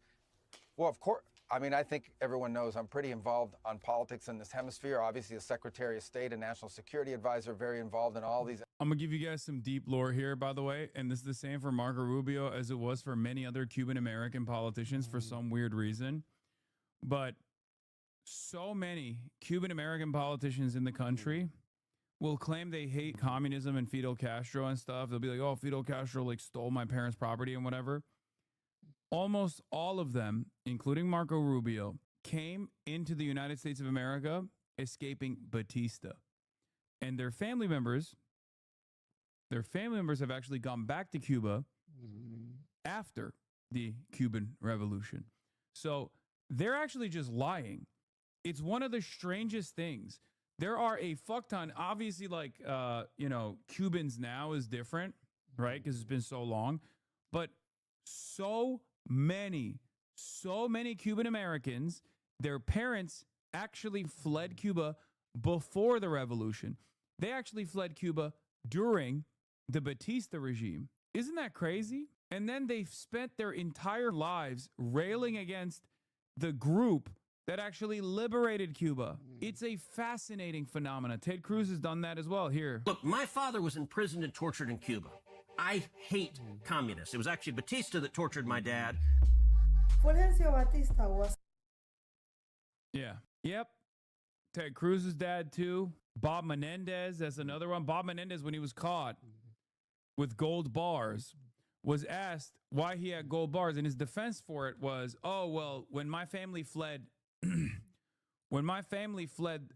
Castro regime in Cuba, we learned that we have to put like a lot of our wealth in gold bars so we can like actually, take our assets out of the country." His family did not flee under the Castro revolution. His family actually fled under Batista. Yeah, will never not be funny that Marco Rubio's parents left Cuba during Batista's reign, but he told people during his campaign that they fled Castro. I've recently realized there are many Cubans whose parents and grandparents fled Cuba during the Batista dictatorship, but over time the family story became that they had fled because of Fidel. Someone was telling me the story how their grandparents was imprisoned by Fidel even though they got here in 1957. Like, bro, your grandpa was a victim of the US-backed dictatorship. Isn't that crazy? Isn't that wild that they just, like, the wild part is not that they're lying. The wild part is I kind of feel like they believe the lies because it's so common. It's like almost collective hysteria. Why would you lie about that? That time when Marco Rubio pretended his parents fled from Castro for political gain. A day after Rubio had to amend his previous statement about leaving politics, it's worth remembering that Rubio has built a career proving that Floridians can't take him at his word. For years, Rubio peddled a theatrical version of his ancestry. In great detail, Rubio repeatedly said he was the son of exiles who escaped to America to flee communism following Castro's takeover. In fact, he specially wanted to distinguish between his family's experience and that of immigrants, stressing that the exile experience is different than the immigrant experience. Only problem, the story wasn't true. As the Washington Post revealed, Marco Rubio's family story embellishes facts. Instead of fleeing Cuba following Castro's takeover, his family immigrated to the U.S. on a commercial flight in 1956, well before Castro took Cuba, and returned back to visit several times. And immigration documents show they had always intended to stay in the U.S. permanently. When people found out he was apparently embellishing details of his personal origin story for political gain, they were understandably offended. According to Los Angeles Times editorial, Rubio felt that he had better chance of winning elections if he emphasized a narrative that portrayed him as the son of exiles, even though in reality, his story more closely mirrors that of other Latino immigrants who come to the United States in search of work. You know? Heard USCIS is processing Hassan's paperwork. Homie might want to pack up a bug-out bag. To deport me where?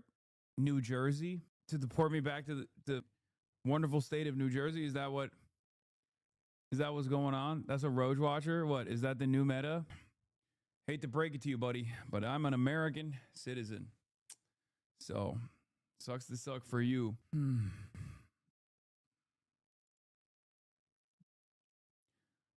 That's got to actually hurt a little bit for a lot of people, right? Like if you're the proud son of Americans, white working class Americans, and you got a dude who has a dual citizenship, born in the United States of America, and in the eyes of the government, unironically is a more valuable person than you are. Like, given the amount of taxes I pay yearly, the American government would literally kill you. if it meant preserving someone like myself. How does that make you feel? That's got to really suck, right? Muslim, communist. And this government would literally shoot you in the face if it meant protecting people like me. Think about that a little bit. Perhaps getting more races is not going to save you. Just saying. I'm just waiting for him to have a take on this, but I guess maybe the government agents came to his house. Okay, chill, Kaya. Is America just an worse, openly irredentist? I mean, it's just openly imperialist. Whole thing was, of course, overdetermined, but seeming like order of influence was border Gusano lobby, China hawkery, resource imperialism. Kaya, sit. Okay, there you go. She doesn't have a collar on. You always have the most Cliff Farmable shit of saying things. What do you mean? No, she's going on a walk. That's why she's excited. That's why she went from sleeping, like being knocked out, to jumping out of the bed. But yeah, this got a sting. Do you not say place anymore? No, I do. I do it all the time. You might have to remember, you have to realize, like, I'm live for 8 hours a day. You're probably not catching me saying it. You know, our nation was forced to absorb over 500,000 Venezuelans. So now that's the kinds of chaos, and I think it was appropriate and surgical. This wasn't a war. Yo, have you seen the video, the Hassan Piker effect yet? I haven't, but I assume that it's garbanzo, right? Someone made a video on why Asmongold gets more views than you. Oh. No, there you have it. You lost. Imagine losing this hard to Trump. Wisdom, Lemafau, nothing. Ha ha ha. Bro hasn't been watching the news. My video on you was accurate. You love to oversimplify and push disingenuous talking points. Do you believe you look at topics with critical thinking? Do you see nuances in everything? I do. Shit found in the toilet type audience? Yeah. I like that he was actually hawking his own personal video. He was doing self-promo. You know what? I like that, chatter. I hope you have a wonderful career ahead of you. Seriously. I do wish Asmongold would talk to you. Yeah. Well, I think we both know why he won't, right? Because he's got a lot more aura than me, and he doesn't want to lower his aura. He doesn't want to mog me too hard. That's what I think, at least. Debate you directly? No, he won't, because he doesn't want to mog me. He doesn't want to destroy what remains of my diminished charitability. Why do you think you get less views? Real talk. Asmongold has always been a much more popular, much larger content creator than me for years and years. And not only that, but also, have you looked at the internet? Like, I would free scroll Twitter real quick, but I don't want to get banned. There's a lot of right wing. There's a lot of right wing commentary out there. I mean, you yourself are right wing. Do you think perhaps it's because you're biased that you think he's more right, or do you think it's because he is just more right? And that's the reason. I'm centrist. Do you think it has anything to do with the fact that he pulls from all political corners? I'm centrist. Brother, you celebrated Donald Trump winning. I don't understand. I mean, why is it that everybody that claims to be a centrist always ends up being right wing? It's just so strange. Yeah, I guess like I have yet to, in my 34 years of being alive, I've yet to encounter a person who's like, I'm centrist. And then when we scratch the surface of their ideology, they reveal that the secret position that they're ashamed of revealing is that they actually want free healthcare for everyone. You know what I mean? Like, it's always like, I'm centrist. And then you ask them stuff. You ask them a couple questions about immigrants, and they're like, well, they should probably stop doing mass rapes on white women, you know? And it's like, well, that doesn't seem like a centrist position, you know? That loser got banned from Roach Chat half a year ago for being a weirdo, and they're still dick riding. Respect. Respect, brother. I do support Trump because of what he does, but hate how he does it. I like what Trump does. I hate Trump. I was saying you're mad. I like what Trump does. I don't like how he does it. Okay. Yeah, you seem like a centrist. I just, again, so many people who say they're centrist, when you scratch the surface on their thinking, very quickly reveal that they're not, you know, they're not really centrist at all. I think what you're looking for is, the word you're looking for is confused, right? And I think we'd do better if we just acknowledge that. Like, a lot of people, if a lot of people are not being cynical when they say they're centrist, but seemingly like hiding their right-wing positions, perhaps they're just confused and don't really understand that they're right-wing, maybe. And that's fine. For the longest time, we had a lot of people like that in this chat. Not so much anymore because of all of the confused people deciding politics on the virtues of whether they like a particular content creator or not. So I don't think you're like, maybe you're not necessarily like cynically hiding that you're a right winger or whatever, but maybe you're just confused about it, you know? Because the line itself has moved far left, my friend. I wish the line had moved far left, brother. I fucking wish. The Overton window doesn't exist in his age anymore. The mainstream left is now Sneeko. The mainstream right is Andrew Tate and Fuentes. Mainstream left is now Sneeko. Okay, dude. What are some of the things that you think moved to the left? I guess like Eileen right. Ooh, okay. Look, we're making progress. Not purely centrist, but I'm more centrist than most right-wing people. You do know it's a spectrum, right? No, I do. I do know. Of course I know it's a spectrum. And of course I know there's nuance to this stuff. It's not black and white. Except you just said the line moved so far left. And I don't think that's the case. So why do you not have any nuanced thinking when it comes to left positions, for example? This guy saw this meme and it changed his life. Yeah, the left me. He's like, this is me. This is so me. I totally get it. I go for policy. I agree with you on healthcare 100%. Okay. It doesn't seem like you prioritize healthcare that much, though. Because if you did, you'd be on my side yelling at Donald Trump. Because he doesn't give a fuck about healthcare. And neither do the Democrats, really, which I yell at evenly on this issue. See, do you understand why when people say I'm a centrist and I say, you're probably a right-winger? This is the reason. Because a lot of people say, oh, I'm a centrist. I think healthcare is good and everyone should have it, right? Great. Clearly, healthcare is not as high a priority for you, though. And the things that you prioritize, if you like what Trump is doing, but not the way he's doing it, clearly you probably think that there is like a massive, massive wave of migration that's like ruining the country, for example. You know, like that is the highest priority for you. So obviously, if you have a hierarchy of different things that you care about, and the highest ones align you with Donald Trump, it would be ridiculous for me to say that you're a centrist just because you want health care, but not for all, right? But I do think that if I were to have a conversation with you about what policies or what you believe, right?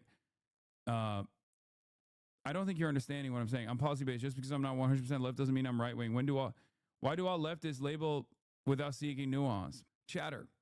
I don't think you're understanding what I'm saying. I'm saying that this person made a video about you 5 hours ago on their sad YouTube channel. They're trying to figure out their rent next month. I know, I'm entertaining it. I like an enterprising young man who is probably 45 years old, and I suspect British. You're talking to a Nazi, by the way? I doubt that they're a Nazi. You're in this TikTok, CC Clock Test Centrist Chatter? Claiming that they're moderate when they're obviously right-wing. Okay, I've never encountered another human being that's been like, oh, I'm a centrist or I'm a moderate, and then lo and behold, it's a big secret, but they were actually liberal. I'm bringing it back to what I said in this video. Conservatives, alt-right, chuds, losers, all of those people know what they believe is deeply unpopular and deeply unsettling to most of the population. But they have to hide it. They have to keep it from other people. They need to obscure your understanding of their beliefs in order to still be accepted within popular society. Because they know once they have been outcast, there is only one place left to go, and that is basically pandering to one group of people. You can no longer have any type of creative pursuit or, in the, more popular sphere of the world, any type of dating pursuit once people understand. This guy's a One Piece anime critiquer. He's dope. You are a chud conservative who believes that women shouldn't be able to vote, or we should kick all immigrants out of the country, or we should have an ethno-state. Once your views are found out, once they are understood, you can no longer run away. And Hassan is 1,000% right in that video. No liberal, no leftist hides their views. Yeah. Nobody says, I'm a centrist, or I'm a moderate, or I'm... As a matter of fact, I go so far as to say some leftists can't shut the fuck up about their views. I'll take it one step further, okay? Like, Maoist third worldists or anarchists or Marxist Leninists, Trotskyists, like they cannot consistently needle in their marginal ideological delineations with regular frequency. It's obnoxious. I wish that leftists would maybe shut the fuck up sometimes, okay? But they never do. They are endlessly open about their worldview down to the wire, and they will make it your problem if you don't fully subscribe to it. That's how it is. I am a centrist of the socialist variety, okay? That's the kind of centrist I am. I'm a big tent, left-wing kind of guy. I'm a big tent anti-capitalist, big tent centrist on the left. Not political. When you have a deeply held belief that all people deserve a right to a decent life. Because that is nothing to be ashamed of, but by being a chud or being a conservative. This is how right-wingers talk about you? Yeah, except I don't really hide my perspectives at all. That's why it's so funny when every time like someone to my right, doesn't mean that they're like a far right figure or whatever, tries to make a YouTube video about my perspective, they will always use clips from my stream or clips from like the fucking podcast that I'm on or something where I'm openly revealing like, you know, I don't immediately go fucking hard dick mode when I'm talking to someone about, you know, my worldview, you know? That doesn't mean that I'm like sheltering people from my perspective at all, but I just talk to people in the language that they understand. Ethan Klein is who I'm talking about, of course. The one that went, the one where he was like, oh, we caught him. We caught his like true ambitions, which is to surely, you know, radicalize the population. It's like, no, that's not my, like, that's not hidden. Like I say it all the time. Yes, I want to make people more class conscious. It's not trickery if I say it with my chest all the fucking time. You groom that 40-year-old man, yeah, into socialism. Maybe Hassan was right, something positive for once. Recently seen on the Destiny subreddit, maybe Hassan was right all along, and America is bad. Found on a thread about the Venezuelan illegal act of war. I know they're being cute, but many of them will realize one day Hassan has been more consistent than any centrist liberal ever has been. One day. But yeah, true, dead Palestinian children won't move them, but an occupation in Greenland will. It is what it is. Easier to pin the ladder on being a uniquely project of Trump, which the Democrats say is bad. That's most of the moral clarity they'll need to figure out whether they support something. They cared about the wall until they didn't. Hopefully AOC's tear ducts have healed themselves. One of the best things about being left-leaning is that it reduces your hypocrisy levels by at least 98%. The thing is, because it reduces your hypocrisy levels, they will find a way to make it look inconsistent. Stop reading Reddit. It's my Reddit. Chatter, shut the fuck up. I'm reading. This is a positive Reddit thread. I guess we're too late now since Epstein's community finally recognized reality. I don't think they fully will recognize reality because there are a lot of people who have just completely dropped all notion of like a broader policy perspective at all, and they just only run on hate. They only run on hating content creators that he has identified as like enemies of him. That poor people should just die in the streets. Of course you have to fucking hide it. And like I said, when it comes to dating, it is so explicitly unpopular, and for some reason conservative men are obsessed with liberal and alt women. They have to hide it. I promise you, go on Twitter. Anytime that people start bringing up moderates or centrists on any dating app that you can possibly find, they are always the same. They are always conservatives, alt-right, chuds, losers. And it's so patently obvious to see. Like, there's no hiding it. There's no obfuscating it. The second that any actual conversation comes up about your values, it comes bleeding out of people. And what's even funnier is the people who hold these kinds of beliefs will come into my comments and say things. I don't expect the leftists to know this, but Ben Shapiro, Riley Gaines, and Steven Crowder are moderates. Things like Ben Shapiro, Riley Gaines, and Steven Crowder are the moderates. The level of self-reporting going on is fucking bananas. So you believe we should have some kind of ethno-state? You believe people of color shouldn't be pilots? You believe... If you actually believe there is a political spectrum, can you give an example of a true centrist?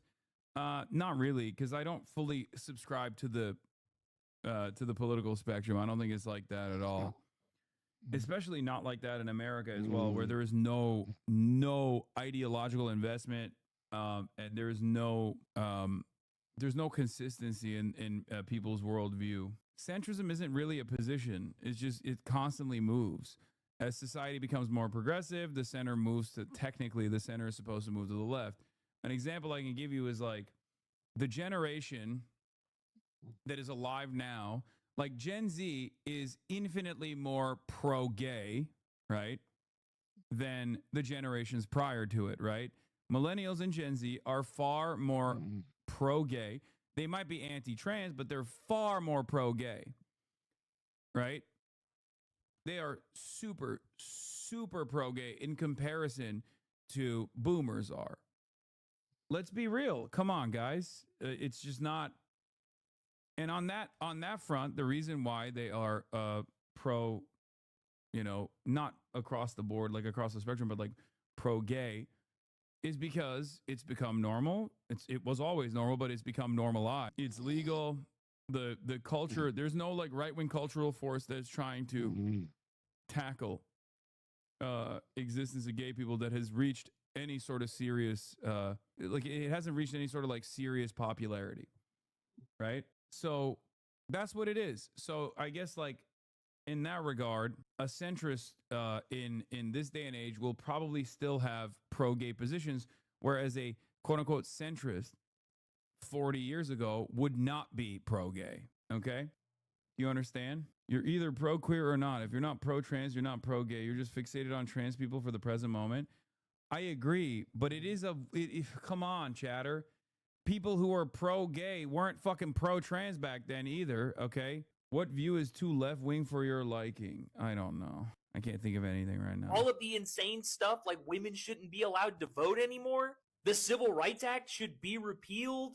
You should only have a say if you're a... Veganism. Veganism is too... This has nothing to do with politics. You're talking about worldview desensitization. You're not talking about the left as a whole. You're talking primarily about progressivism. This guy clearly needs help, not a single good argument. I'm sorry you lost this one. Have a good day. The left called the right Nazis while policing every little thing the right believes. South African, appreciate you pulling me up. I'm a oh my God. Surprised this guy didn't actually offer or seek refuge in America against the white genocide that's taking place in his country. But anyway, I don't know why we went on this fucking pivot here, this random tangent, but let's get back to Stephen Goebbels. Important topic. That pad of shit is a clip of him drinking Coke from his shoe. Hey. No! Oh! Bro, why does it taste like that? Oh! It's wet for proof. Can you hear me crunching? There's like sand in here, bro. I mean, I've done some dumb shit in my day too. I'm not gonna hold it against them. The premier of Greenland and the premier of Denmark and other Danish officials are responding to a Twitter post from your wife, Katie Miller, herself a former Trump White House official, showing Greenland covered with an American flag, saying soon. After that was posted, President Trump repeated the claim that the U.S. needs Greenland for national security reasons. The Danish prime minister responded to this in an interview earlier today, as reported by Bloomberg, quote, I believe one